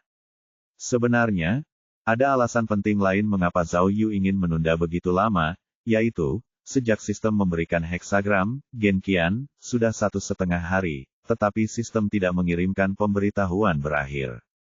Itu belum pernah terjadi sebelumnya. Jadi, Zhao Yu menantikannya, bertanya-tanya apakah petualangan ajaib itu akan selesai, apakah ia akan bisa mendapatkan alat yang menakjubkan. Ia tidak membutuhkan apapun kecuali jubah tembus pandang. Maka ia mungkin bisa memecahkan masalah itu. Namun, Zhao Yu menunggu sangat lama, dan sistem dalam pikirannya benar-benar sunyi. Lebih buruk lagi, seluruh perjalanan berjalan sangat lancar, dan mereka bahkan menemukan gua gunung yang tersembunyi di tengah bukit dalam waktu 2 jam. Cek-cek, saatnya semakin dekat untuk meletakkan kartu terakhirnya di atas meja, jadi Zhao Yu merasa semakin tertekan. Namun, agar Liu Xiuseng dan yang lainnya tidak menemukan kekurangan dalam dirinya atau rencananya, dia menunjuk ke hutan di depan gua gunung dan berkata, "Lihat, kalian semua, perhatikan baik-baik. Bukankah ini pohon pinus di depan gua gunung? Biar ku beritahu, pohon pinus milenium di peta harta karun pasti ada di sini saat itu. Lihat pohon pinus ini, semuanya tinggi dan lurus. Mereka akan berubah menjadi pohon pinus milenium setelah 1000 tahun juga. Hehe. Karena pendeta Tao dan para ahli tua baru saja tiba di gua gunung belum lama ini, mereka mengenal tempat itu dengan baik dan memandu semua orang ke dalam gua dengan mudah. Benar-benar seperti yang dijelaskan para ahli tua itu. Pintu masuk gua dipenuhi tanaman, dan sangat sulit untuk melihat dari bawah bukit dengan mata telanjang. Selain itu, setelah memasuki gua gunung, benar-benar ada ruang besar yang dapat menampung 3 hingga 4 lapangan basket. Tidak, setelah memasuki gua, pendeta Tao menunjuk ke atas, dan semua orang segera melihat bahwa hubungan antara dinding gua yang tinggi dan bagian atas gua itu sebenarnya adalah cekungan yang dalam. Jika hanya dilihat dari bawah, orang akan benar-benar mengira bahwa ada gua tersembunyi lainnya. Akan tetapi, karena pendeta Tao itu mengatakan bahwa mereka sudah mencari di tempat itu, wajar saja jika Zhao Yu tidak perlu menyuruh mereka naik ke sana. Baiklah, polisi, Li Xiuseng berkata kepada Zhao Yu dengan tenang, kita telah tiba di gua gunung. Selanjutnya, giliranmu. Aku dapat menjamin dengan reputasiku bahwa, jika kau benar-benar dapat menemukan patung Buddha emas, aku akan membiarkanmu melihatnya dengan saksama dan langsung mengirimmu ke kematian. Bagaimana? Baiklah. Zhao Yu mengangguk dan berkata, bagus sekali. Kalau begitu, dia melihat sekeliling dan memberi isyarat ke kedalaman gua gunung dengan dagunya, dan berkata, ikuti aku. Saat untuk menyaksikan keajaiban akan segera tiba. Hei, berapa kali aku harus memberitahumu agar kau percaya padaku? Pendeta Tao itu sangat marah, kita sudah mengacak-acak seluruh sungai bawah tanah yang terhubung di bawah gua. Kau membuang-buang waktu, bunuh saja 2 polisi itu. Arur, Zhao Yu meludah. Kau sudah memeriksanya. Kau benar-benar sudah memeriksanya dengan saksama. Tuan Li, Zhao Yu berbalik dan berkata, pikirkanlah. Jika Crescent Moon Pit dan Raindrop Stone dapat ditemukan dengan mudah, mengapa itu disebut harta karun tersembunyi? Tetapi, air, Li Xiuseng tampak ragu-ragu, karena dia tidak tahu siapa yang harus dipercayai. Oh, kumohon, gunakan otakmu. Kau hanya melihat apa yang ada di depan matamu, tetapi apakah kau sudah memikirkan masa lalu? Zhao Yu membelalakan matanya dan berkata, apa kau lupa tentang bagaimana Qiu Cheng mendapatkan patung Buddha emas? Hah? Apa? Bagaimana? Semua orang bingung. Berdoa? Berdoa untuk hujan, kemudian, Tian Dongmin tidak dapat menahan diri untuk tidak menyela lagi, itu angin kencang. Untuk berdoa memohon hujan, Prefek Qiu bersatu dengan para pengusaha kaya setempat, untuk membuat patung Buddha emas untuk berdoa memohon berkah. Ya, Zhao Yu terengah-engah dan berkata, draft. Dengan kata lain, ketika Qiu Cheng menyembunyikan harta karun itu, tidak ada air, jadi tidak ada sungai bawah tanah. Itu tidak benar. Li Xiuseng menggelengkan kepalanya, bahkan jika tidak ada air saat itu, Qiu Cheng seharusnya tahu bahwa cepat atau lambat akan ada air. Dia tidak akan bersembunyi di tempat seperti itu, kan? Kenapa tidak? Zhao Yu menggelengkan kepalanya, dari generasi ke generasi. Kenapa Qiu Cheng menyembunyikan harta karun itu? Biar ku beritahu alasannya. Dia melakukannya untuk dirinya sendiri, untuk memenuhi kebutuhannya di masa depan, untuk menyimpan rencana cadangan. Kenapa dia harus memikirkan beberapa abad ke depan? Pikirkanlah, semuanya. Demi memuaskan keinginan egoisnya, Qiu Cheng bisa saja menukar patung Buddha emas yang digunakan untuk berdoa memohon berkah dari orang-orang. Dari sudut pandang kriminologi, orang ini sangat egois. Orang yang egois seperti itu hanya bisa memikirkan dirinya sendiri. Sama seperti, kalian berdua, sama saja. Kemudian Zhao Yu menunjuk Li Xiuseng dengan dagunya, lalu menunjuk pendeta Tao, Yuan Sucai. Tiba-tiba, seluruh gua gunung menjadi sunyi. Semua orang tercengang oleh kesimpulan Zhao Yu yang bersemangat namun masuk akal.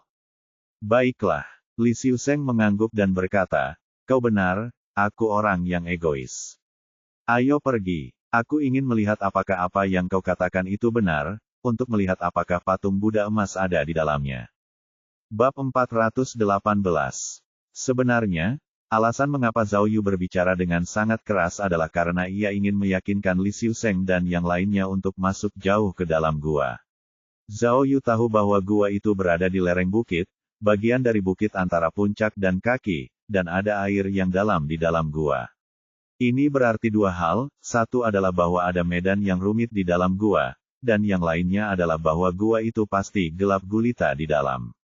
Zhao Yu memiliki alat penglihatan malam tak terlihat yang berguna di otaknya. Ia merasa bahwa, jika ia memiliki kesempatan untuk melarikan diri, maka ini adalah kesempatannya, yaitu dengan masuk ke dalam gua. Ketika saatnya tiba, ia akan menggunakan kunci kerangka untuk membuka borgol secara diam-diam, lalu menggunakan alat penglihatan malam tak terlihat untuk menyembunyikan dirinya, sebelum menghajar mereka secara tiba-tiba, dan akhirnya, melarikan diri dari gua bersama Miao Ying. Namun, Zhao Yu juga tahu bahwa lawannya membawa banyak senjata, banyak di antaranya yang mematikan. Dalam situasi seperti itu, kemungkinan dia melarikan diri sangat rendah. Namun pada saat yang genting ini, dia tidak dapat memikirkan ide yang lebih baik, jadi dia harus mengambil risiko. Tidak lama setelah berjalan menuju gua, hati Zhao Yu membeku. Gila, ia tidak pernah menyangka bahwa kedalaman gua itu akan terlihat sangat bertolak belakang dengan apa yang ia bayangkan. Gua itu terang benderang. Ketika mendongak, ada banyak lubang di dinding dan bagian atas gua. Cahaya matahari bersinar melalui semua lubang itu. Mereka bahkan tidak perlu menerangi gua itu. Astaga, pemandangan itu membuat Zhao Yu merasa murung, karena dia merasa tidak memiliki sedikit pun kesempatan untuk melarikan diri sekarang. Zhao Yu sengaja memperlambat langkahnya, dan terus memanggil sistem keajaiban di otaknya. Hei bos, apa yang sedang kamu pikirkan? Sekarang, cepatlah dan berikan aku beberapa keajaiban. Jika keadaan terus seperti ini, tamatlah riwayatku. Kamu juga tidak akan selamat, karena kita berdua saling terhubung. Namun, tidak peduli bagaimana Zhao Yu berkomunikasi dengan sistem, dia tidak mendapat respons apapun. Selama petualangan belum selesai, tidak ada hadiah yang akan diberikan. Gua itu cukup lebar untuk memungkinkan 3 orang berjalan berdampingan. Li Xiuseng dan anak buahnya tetap waspada. Salah satu anak buahnya yang membawa panah otomatis selalu mengikuti Zhao Yu dari dekat. Jika Zhao Yu melakukan gerakan mencurigakan, dia pasti akan ditembak oleh orang ini. Meskipun udara di sekitar gua itu dingin dan lembab, dahi Zhao Yu berkeringat. Zhao Yu mendapati dirinya dalam kesulitan. Mungkinkah tempat dan hari ini akan menjadi hari-hari di mana aku akan binasa? Saat mereka berjalan semakin dalam ke dalam gua, cahaya menjadi lebih redup dari sebelumnya. Lambat laun, mereka tidak dapat melihat sinar matahari yang menyinari gunung. Namun, ketika anak buah Li Xiuseng mengaktifkan peralatan penerangan canggih yang mereka bawa, mereka semua dapat melihat dengan jelas di dalam gua sekali lagi. Mereka semua terus berjalan masuk ke dalam gua. Tiba-tiba, mereka mendengar suara tetesan air, dan mengamati bahwa dinding gua tampak lebih lembab dari sebelumnya. Kenapa? Apakah kau masih perlu aku menjelaskannya? Pendeta Tao, yang sekarang berdiri di belakang kelompok itu, tiba-tiba berkata, jika kita masuk lebih dalam, itu akan membawa kita ke sungai bawah tanah. Tidak mungkin Buddha emas itu tersembunyi di sana. Kau pasti mengarang cerita, tambah pendeta Tao itu. Tak seorang pun menduga bahwa, begitu pendeta Tao itu selesai berbicara, Zhao Yu akan berhenti dan berteriak balik, sungai bawah tanah apa? Gua ini kedalamannya beberapa ratus meter. Kita baru berjalan beberapa puluh meter saja, jadi mengapa ada sungai bawah tanah? Baiklah, tepatnya, Profesor Tian Dongmin tidak dapat menahan diri untuk tidak menyela. Itu adalah kolam yang terhubung ke sungai bawah tanah. Karena struktur khusus gunung tersebut, sebuah kolam terbentuk di suatu tempat di atas tanah. Dan kolam itu seharusnya terhubung ke sungai bawah tanah. Oh, Zhao Yu segera memikirkan cara untuk menangani situasi ini. Melihat wajah semua orang menunjukkan ekspresi curiga, dia mengangguk cepat dan berteriak, "Ya, itu benar." Astaga, kata-kata Zhao Yu yang keras membuat beberapa dari mereka ketakutan. Salah satu dari mereka berkata, kalian pasti mengulur waktu. Apakah kalian pikir akan ada monyet yang bertindak sebagai bala bantuan kalian, menunggu kalian? Hahaha. Semua orang tertawa. Kalian semua tidak tahu apa-apa. Gerutu Zhao Yu dengan marah, biar ku beritahu. Sekarang adalah saat yang paling penting. Sebentar lagi, kalian akan tercengang dengan apa yang kalian lihat. Baiklah, ayo kita berangkat. Li Xiuseng berbalik dan melambaikan tangannya ke arah orang-orang di belakangnya, lalu berkata, jangan berlama-lama lagi, ayo kita berangkat. Baiklah, mari kita lanjutkan. Aku tidak takut padamu. Zhao Yu berkata dengan marah, dan terus berjalan masuk lebih dalam ke dalam gua. Anehnya, gua itu melengkung, tetapi tidak ada perempatan jalan, hanya satu jalan setapak yang terlihat. Tidak butuh waktu lebih dari 5 menit bagi kelompok itu, sebelum mereka mendekati sebuah danau dengan air berwarna gelap. Kemunculan kolam ini tidak terduga. Zhao Yu tidak menyangka bahwa luas permukaan kolam itu akan sebesar ini. Dari pandangan sekilas, orang hanya bisa melihat bahwa lebarnya hanya 6 atau 7 meter, tetapi tidak bisa mengetahui panjangnya. Wow, betapa besarnya lubang di gua itu. Ini adalah pertama kalinya Li Xiuseng berada di gua itu. Ia berkata, kurasa airnya pasti sangat dingin. Petugas Zhao Yu, apakah Anda mendambakan penguburan air? Dan apakah Anda pikir Qi Yu Cheng akan menyembunyikan Buddha emas di sini? Agar kau mati tanpa penyesalan, izinkan aku memberitahumu ini. Kata pendeta Tao, kami sudah menjelajahi seluruh kolam menggunakan sekoci penyelamat. Tidak ada tanda-tanda Buddha emas di sini. Kantor Zhao, apa lagi yang ingin kau katakan? Ketika Li Xiuseng berkata demikian, orang-orang di sekitar Zhao Yu segera mengarahkan panah mereka ke arahnya. Tidak, Miao Ying terkejut melihat ini, dan bergegas ke depan dari belakang kelompok itu. Namun, kelompok anak buah Li Xiuseng yang waspada menghentikannya, lalu berbalik dan mengarahkan panah beracun mereka ke arahnya. Tunggu, Zhao Yu berteriak, Li Xiuseng, Yuan Sulin, oh tidak, maksudku Yuan Sucai. Biar ku beritahu, saat ku katakan aku bisa menemukan harta karun itu, aku serius. Ada begitu banyak air di kolam ini sekarang, tapi bagaimana dengan ratusan tahun yang lalu? Ada kekeringan di dinasti Ming, kolam ini, mungkinkah itu lembah yang dalam? Dengan baik. Baik Li Xiuseng maupun pendeta Tao tercengang mendengar kata-kata Zhao Yu. Zhao Yu membelakangi kolam, seraya berteriak, buka matamu dan lihat baik-baik. Apakah kolam ini terlihat seperti lubang berbentuk bulan sabit? Pertanyaan Zhao Yu membuat semua orang penasaran. Orang-orang yang memegang busur silang di tangan mereka tidak dapat menahan diri untuk tidak menurunkan busur silang mereka. Semua orang menjulurkan leher dan fokus untuk melihat kolam dengan jelas. Mereka yang membawa senter dengan cepat menyorotkan senter ke kolam. Di bawah cahaya yang kuat, kolam itu tampak seperti bentuk trompet, dan sama sekali tidak menyerupai bentuk bulan sabit. Ini, semua orang menatap kolam itu dengan sangat hati-hati, dan mengerutkan kening. Zhao Yu jelas-jelas sedang berbicara omong kosong. Ketika dia berbalik dan melihat ke belakang, hatinya membeku lagi. Miao Ying tahu bahwa Zhao Yu sudah kehabisan akal. Dia membungkuk dan memeluk dirinya sendiri erat-erat. Dia tampaknya bersiap untuk yang terburuk. Zhao Yu mengangkat kepalanya tinggi-tinggi dan bertanya, apakah kamu melihatnya? Ia melanjutkan ceritanya, biarkan aku menceritakannya kepada kalian semua. Saat kebenaran, yang memperlihatkan keajaiban, akan segera tiba. Jangan tertipu oleh apa yang kamu lihat sekarang, karena kolam itu tidak terlihat seperti bentuk bulan sabit, tetapi itu karena airnya terlalu banyak. Aku yakin lubang bulan sabit berada tepat di bawah kolam ini. Dan batu tetes hujan berada di dalam lubang bulan sabit. Begitu aku berhasil menemukan batu tetes hujan, Buddha emas akan ditemukan. Hahaha, kamu pikir aku jenius? Zhao Yu tertawa terbahak-bahak, tetapi semua orang di tempat kejadian tampak tercengang. Rasanya seperti menonton orang gila. Wuih, Li Xiuseng tiba-tiba mengeluarkan pistol dan mengarahkannya ke alis Zhao Yu. Dia berkata dengan dingin, baiklah, petugas Zhao. Kalau begitu, aku harus merepotkanmu untuk membiarkan kami menyaksikan keajaiban itu.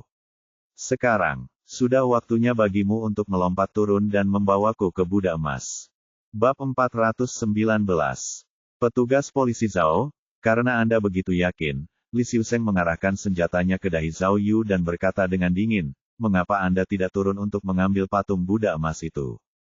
Li Xiuseng memperlihatkan sisi ganasnya saat berbicara, sementara semua bawahannya tampak tidak peduli. Dari apa yang mereka lihat, mereka pikir kesimpulan Zhao Yu tentang patung Buddha emas tidak masuk akal, dan mereka tidak percaya bahwa patung Buddha emas tersembunyi di bawah air. Lalu, dengan Li Xiuseng memaksa Zhao Yu untuk turun ke air, tidak diragukan lagi, itulah caranya menjatuhkan hukuman mati kepada Zhao Yu. Bukan hanya airnya yang dingin, bentuk lahannya juga rumit, dan mungkin ada arus bawah. Jika Zhao Yu masuk ke dalam air, itu seperti bunuh diri. Oleh karena itu, semua orang di tempat kejadian yakin bahwa Zhao Yu tidak akan setuju dengan saran Li Xiuseng dan bahwa Li Xiuseng akan menarik pelatuk untuk membunuh Zhao Yu tanpa ragu-ragu. Baiklah, tidak masalah. Zhao Yu mengangguk setuju dengan cepat, mengejutkan semua orang. Tuan Li, ide ini bagus. Di antara semua orang, aku tahu lokasi tempat Buddha emas disembunyikan.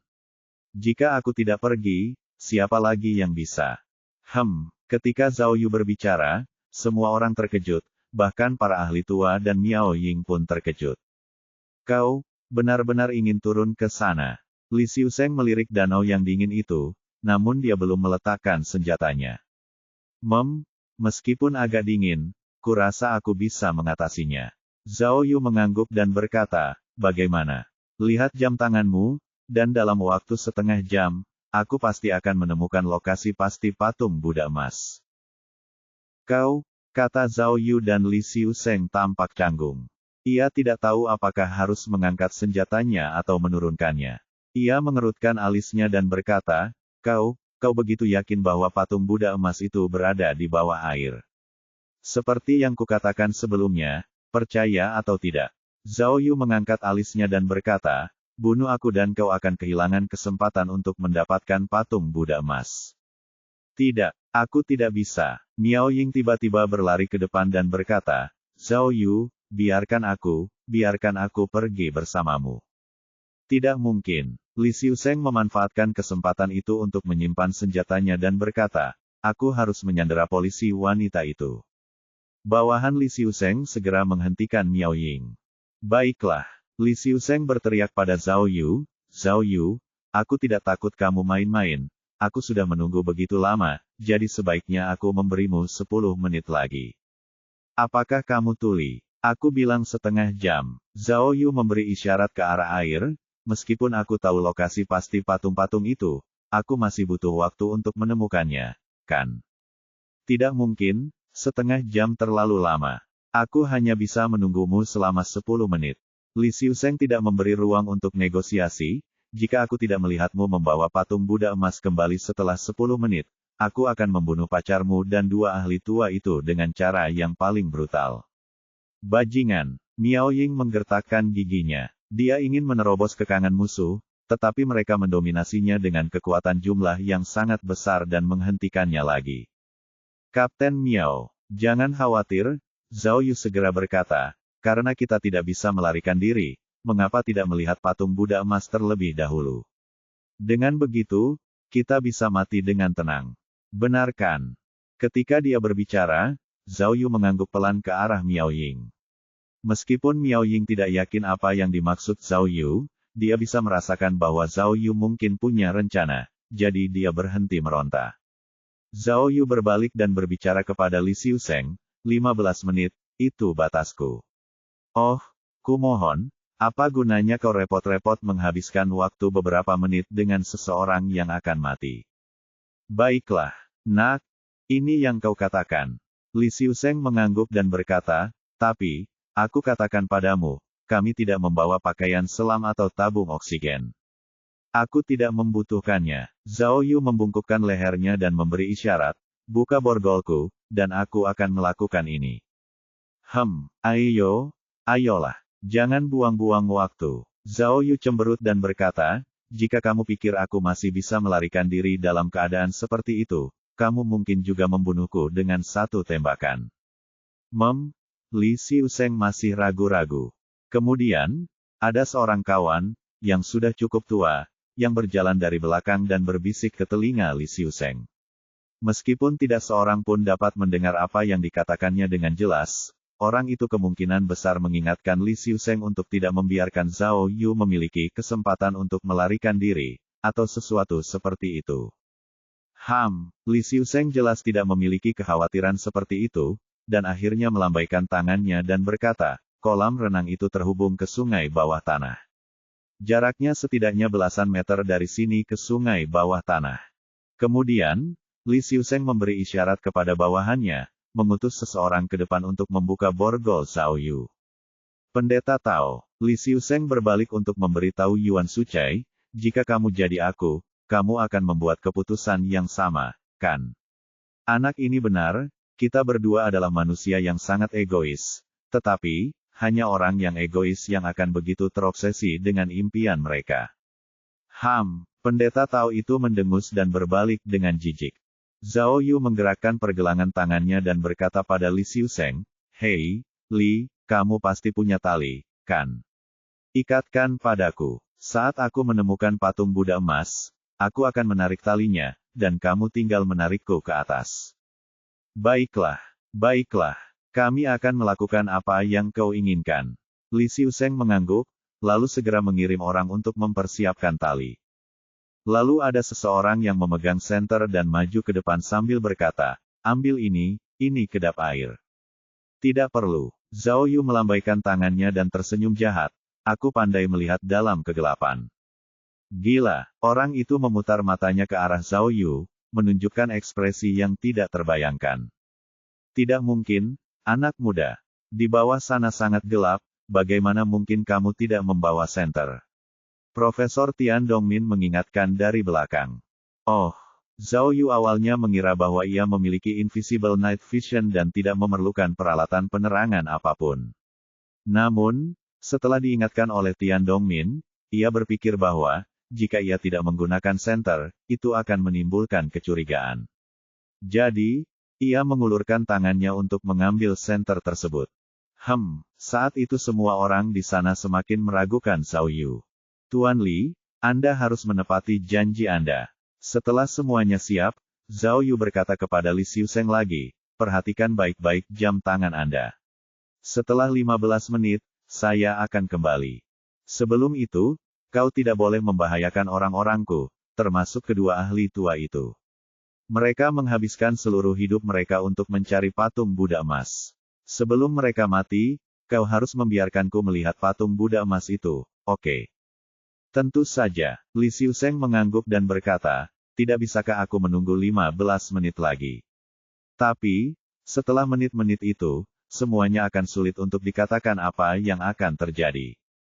Jika kau tidak ingin pacarmu mati dengan menyedihkan, sebaiknya kau kembali dengan cepat. Aku akan membuatnya singkat untuk kalian semua. Hehe. Oke, Zhao Yu kemudian berbalik dan berjalan menuju kolam renang. Miao Ying tidak bisa menahan rasa khawatirnya, dan berteriak, Zhao Yu. Zhao Yu berbalik untuk melihat Miao Ying dan bertanya lagi pada Li Xiuseng, ini adalah perjalanan yang sangat berbahaya, bolehkah aku mengucapkan selamat tinggal pada pacarku? Tidak mungkin. Li Xiuseng khawatir ada tipu daya yang mereka coba lakukan, jadi dia menolak dengan tegas. Baiklah, hebat. Zhao Yu mengirim kecupan udara ke Miao Ying dan berkata, jangan khawatir, sayangku. Aku akan menemukan patung Buddha emas. Tunggu aku. Kemudian, Zhao Yu mengedipkan mata pada Miao Ying dan berbalik untuk melompat ke dalam kolam. Merasakan percikan air pertama, Zhao Yu tiba-tiba berseru, aduh, airnya dingin sekali. Bab 420. Setelah memasuki kolam, Zhao Yu mengaktifkan alat penglihatan malam tak terlihat. Meskipun ia membawa alat penerangan, di kolam yang gelap dan dalam seperti itu, cahayanya tidak dapat menembus jauh. Setelah penglihatan malam tak terlihat diaktifkan, bidang penglihatan di bawah air membaik. Zhao Yu menemukan bahwa kolam itu sangat dalam. Sungguh pemandangan yang menakutkan. Sebenarnya, Zhao Yu sangat menyadari bahwa sistem telah membuka heksagram, Genqian, hari ini. Ini berarti bahwa, tanpa heksagram, Dui, yang terbuka, kecil kemungkinan baginya untuk menemukan Buddha emas dan harta karun. Meskipun dia telah membuat banyak alasan yang masuk akal di hadapan semua orang, bahkan dia sendiri pun mempercayainya, dia tahu bahwa kemungkinan menemukan Buddha emas sangatlah rendah. Keadaannya yang menyedihkan mendorongnya untuk mengambil keputusan ini, karena dia tahu bahwa dia tidak punya cara lain untuk melarikan diri dari Li Xiuseng, tetapi berharap bahwa dia dapat menemukan jalan keluar di dalam kolam. Dia merasa bahwa, karena kolam itu begitu besar, ada kemungkinan beberapa jalan keluar dapat ditemukan. Jika dia dapat menemukan jalan keluar, dia akan mengelilingi Li Xiuseng dan anak buahnya dan melancarkan serangan mendadak dari belakang mereka. Tentu saja, dia tahu bahwa kemungkinannya tidak terlalu tinggi. Karena itu, dia memikirkan rencana cadangan untuk dirinya sendiri. Jika dia tidak menemukan apapun, dia akan berenang kembali dan berbohong, mengatakan bahwa dia telah menemukan Buddha emas. Namun, karena dia kekurangan peralatan, dia kembali dengan tangan kosong. Zhao Yu tahu bahwa Li Xiuseng, yang mengambil risiko besar untuk mengikutinya ke gua ini, pasti terobsesi dengan Buddha emas. Jika ada kesempatan untuk menyentuh Buddha emas, dia tahu bahwa Li Xiuseng tidak akan melepaskannya. Jika Li Xiuseng mempercayai ceritanya, dia pasti akan meminta Zhao Yu untuk memimpin jalan di bawah air, untuk mengambil Buddha emas dengan alat yang tepat. Dengan cara ini, Zhao Yu akan berhasil menunda lebih lama lagi. Semakin lama waktu yang tertunda, semakin besar peluangnya untuk melarikan diri. Setelah rencana cadangannya disusun, ia mengabaikan rasa dingin di air dingin dan mulai berenang cepat untuk mencari kemungkinan jalan keluar. Meskipun kolam itu dalam, itu bukanlah ruang terbuka di bawah air. Ada banyak batu besar dan tidak beraturan, dengan celah di antaranya. Beberapa bagian menyerupai labirin. Cek-cek. Dari penampakannya, topografi di bawah kolam itu benar-benar rumit. Zhao Yu terus mengamati sekelilingnya sambil menyelam. Hanya ketika ia perlu menghirup udara lagi, ia naik ke permukaan kolam. Meskipun ia memiliki alat bantu pernapasan tak kasat mata, ia tidak ingin menggunakannya kecuali jika diperlukan. Suara mendesing. Air di kolam itu sangat dingin sehingga Zhao Yu benar-benar merasakan hawa dingin di tulang punggungnya. Air di kolam itu tampaknya tidak terdiri dari air yang tergenang. Dia bisa merasakan gelombang arus di dalam air, mendorongnya ke kedalaman gua. Bahkan jika bukan karena ancaman mematikan yang dibuat oleh Li Xiuseng dan yang lainnya, Zhao Yu pasti tetap menganggap pengalaman ini sebagai pengalaman yang menakutkan. Keluar, keluar. Zhao Yu menahan rasa dingin dan menyelam lagi. Kali ini, untuk melihat lebih jelas, ia mengaktifkan perangkat teleskop tak terlihat. Setelah diaktifkan, penglihatannya menjadi lebih jelas. Ia dapat melihat kedalaman kolam dengan jelas, bahkan tanpa menyelam lebih dalam untuk melihat lebih dekat. Keluar, keluar. Bagaimana menemukan jalan keluar? Meskipun dia melihat banyak celah di antara bebatuan, dia tidak yakin bahwa celah itu dapat mengarah ke tempat lain. Apa yang harus dia lakukan? Waktu berlalu dengan cepat, dan Zhao Yu mulai gelisah. Dia terus berenang maju dan berpikir keras tentang kemungkinan tindakan balasan. Mengapa tidak? Dia melihat ada perangkat fluoroskopi tak terlihat di otaknya. Dia mempertimbangkan apakah akan mengaktifkannya.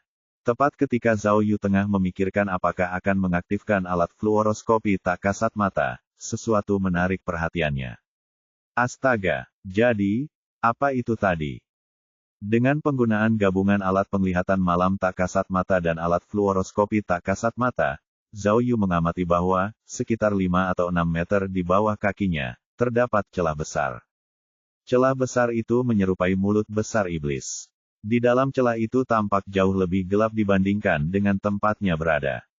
Hal terpenting yang ia amati adalah bahwa celah itu berbentuk bulan sabit. Melihat celah besar berbentuk bulan sabit di dalam kolam, Zhao Yu merasakan sensasi menyeramkan. Merasa terkejut, Zhao Yu lupa untuk mengambil napas, dan tersedak oleh air kolam. Dia buru-buru berenang ke permukaan air dan batuk. Batuk-batuk. Dia berhenti terbatuk dan buru-buru mengambil napas dalam-dalam sebelum menyelam lagi ke dalam air. Itu benar. Celah itu berbentuk bulan sabit, dan panjangnya sekitar 30 meter. Mungkinkah ini? Kali ini, sensasi menyeramkan itu telah hilang, dan Zhao Yu tidak takut lagi. Namun, ia merasa merinding di sekujur tubuhnya. Mungkinkah celah berbentuk bulan sabit ini adalah lubang bulan sabit yang ditandai pada peta harta karun? Astaga, jika tebakannya benar, itu berarti Buddha emas ada tepat di bawah. Mungkinkah Buddha emas benar-benar terkubur di bawah air? Astaga, untuk sesaat, Zhao Yu bahkan tidak bisa merasakan dinginnya air. Dia hanya bisa merasakan adrenalin mengalir deras di sekujur tubuhnya. Dia melihat jam tangannya, masih 10 menit lagi dari waktu pertemuan yang disepakati. Itu hampir tidak cukup untuk menemukan batu tetesan hujan dari dalam kolam yang begitu besar. Mengingat waktu yang tersisa, Zhao Yu tidak ragu lagi, tetapi segera mengaktifkan alat bantu pernapasan tak kasat mata terakhir, saat ia berenang menuju celah besar. Ia memiliki pengalaman sebelumnya dengan penggunaan alat bantu pernapasan tak kasat mata, jadi, saat ia menggunakannya kali ini, ia dapat beradaptasi dengan cepat saat bernapas melaluinya. Tepat saat Zhao Yu mendekati celah besar itu, ada sesuatu yang membebani pikirannya. Celah besar ini sedalam 5 atau 6 meter di bawah air, dan lubang bulan sabit itu sendiri juga sangat dalam. Ini berarti bahwa, jika dia ingin berenang ke dalam lubang bulan sabit, dia harus menyelam 10 hingga 20 meter lebih dalam. Ia tidak tahu apakah tubuhnya sanggup menyelam di air sedalam itu. Meskipun alat bantu pernapasan itu dapat mengimbangi pernapasannya, tekanan air yang besar dapat memperlambat kecepatannya. Selain itu, mencari lubang bulan sabit yang begitu besar bukanlah hal yang mudah. Tetapi, dalam proses menyelam lebih dalam, pikiran Zhao Yu sibuk menganalisis, dan segera membuat hipotesis. Dia berpikir, jika tidak ada air di sini ketika Qiu Cheng datang ratusan tahun yang lalu, lubang bulan sabit pastilah lubang yang sangat dalam di gua tersebut. Jadi, di manakah tempat yang paling mungkin dipilih Qiu Cheng untuk menyembunyikan harta karunnya? Dasar, pusat, atau atas? Saat menganalisis pilihan-pilihan tersebut, Zhao Yu menyingkirkan kemungkinan Qiu Cheng menyembunyikan harta karun di dasar jurang. Ia berpikir, jika ini adalah lubang yang dalam, maka tingkat kelembapan di dasar jurang tentu akan sangat tinggi. Tidak mungkin Qiu Cheng menyembunyikan harta karun di dasar jurang. Jika bukan bagian bawah, pastilah bagian tengah atau bagian atas. Jadi, di mana saya harus mulai mencari? Saat Zhao Yu sedang serius merenungkannya, dia tanpa sadar berenang ke tepi jurang bulan sabit. Lebar jurang itu hampir 10 meter. Kelihatannya luar biasa. Zhao Yu berenang ke tengah lubang. Ia mengamati sekelilingnya lagi. Tiba-tiba, ia melihat ada sebongkah batu, yang tampak berbeda dari yang lain, terletak tepat di samping dinding lubang. Batu itu tidak hanya besar ukurannya, tetapi juga memiliki bagian atas yang sempit dan bagian bawah yang lebar. Tekstur batunya terasa halus. Bentuknya persis seperti tetesan air mata. Titik air mata, rintik hujan. Gila, ketika Zhao Yu melihat batu itu, dia hampir berteriak dari bawah air. Itu momen yang luar biasa. Sungguh kebetulan. Mungkinkah batu ini adalah batu tetesan hujan? Bagaimana dengan Buddha emas? Buddha emas, mungkinkah ia ada di sana juga?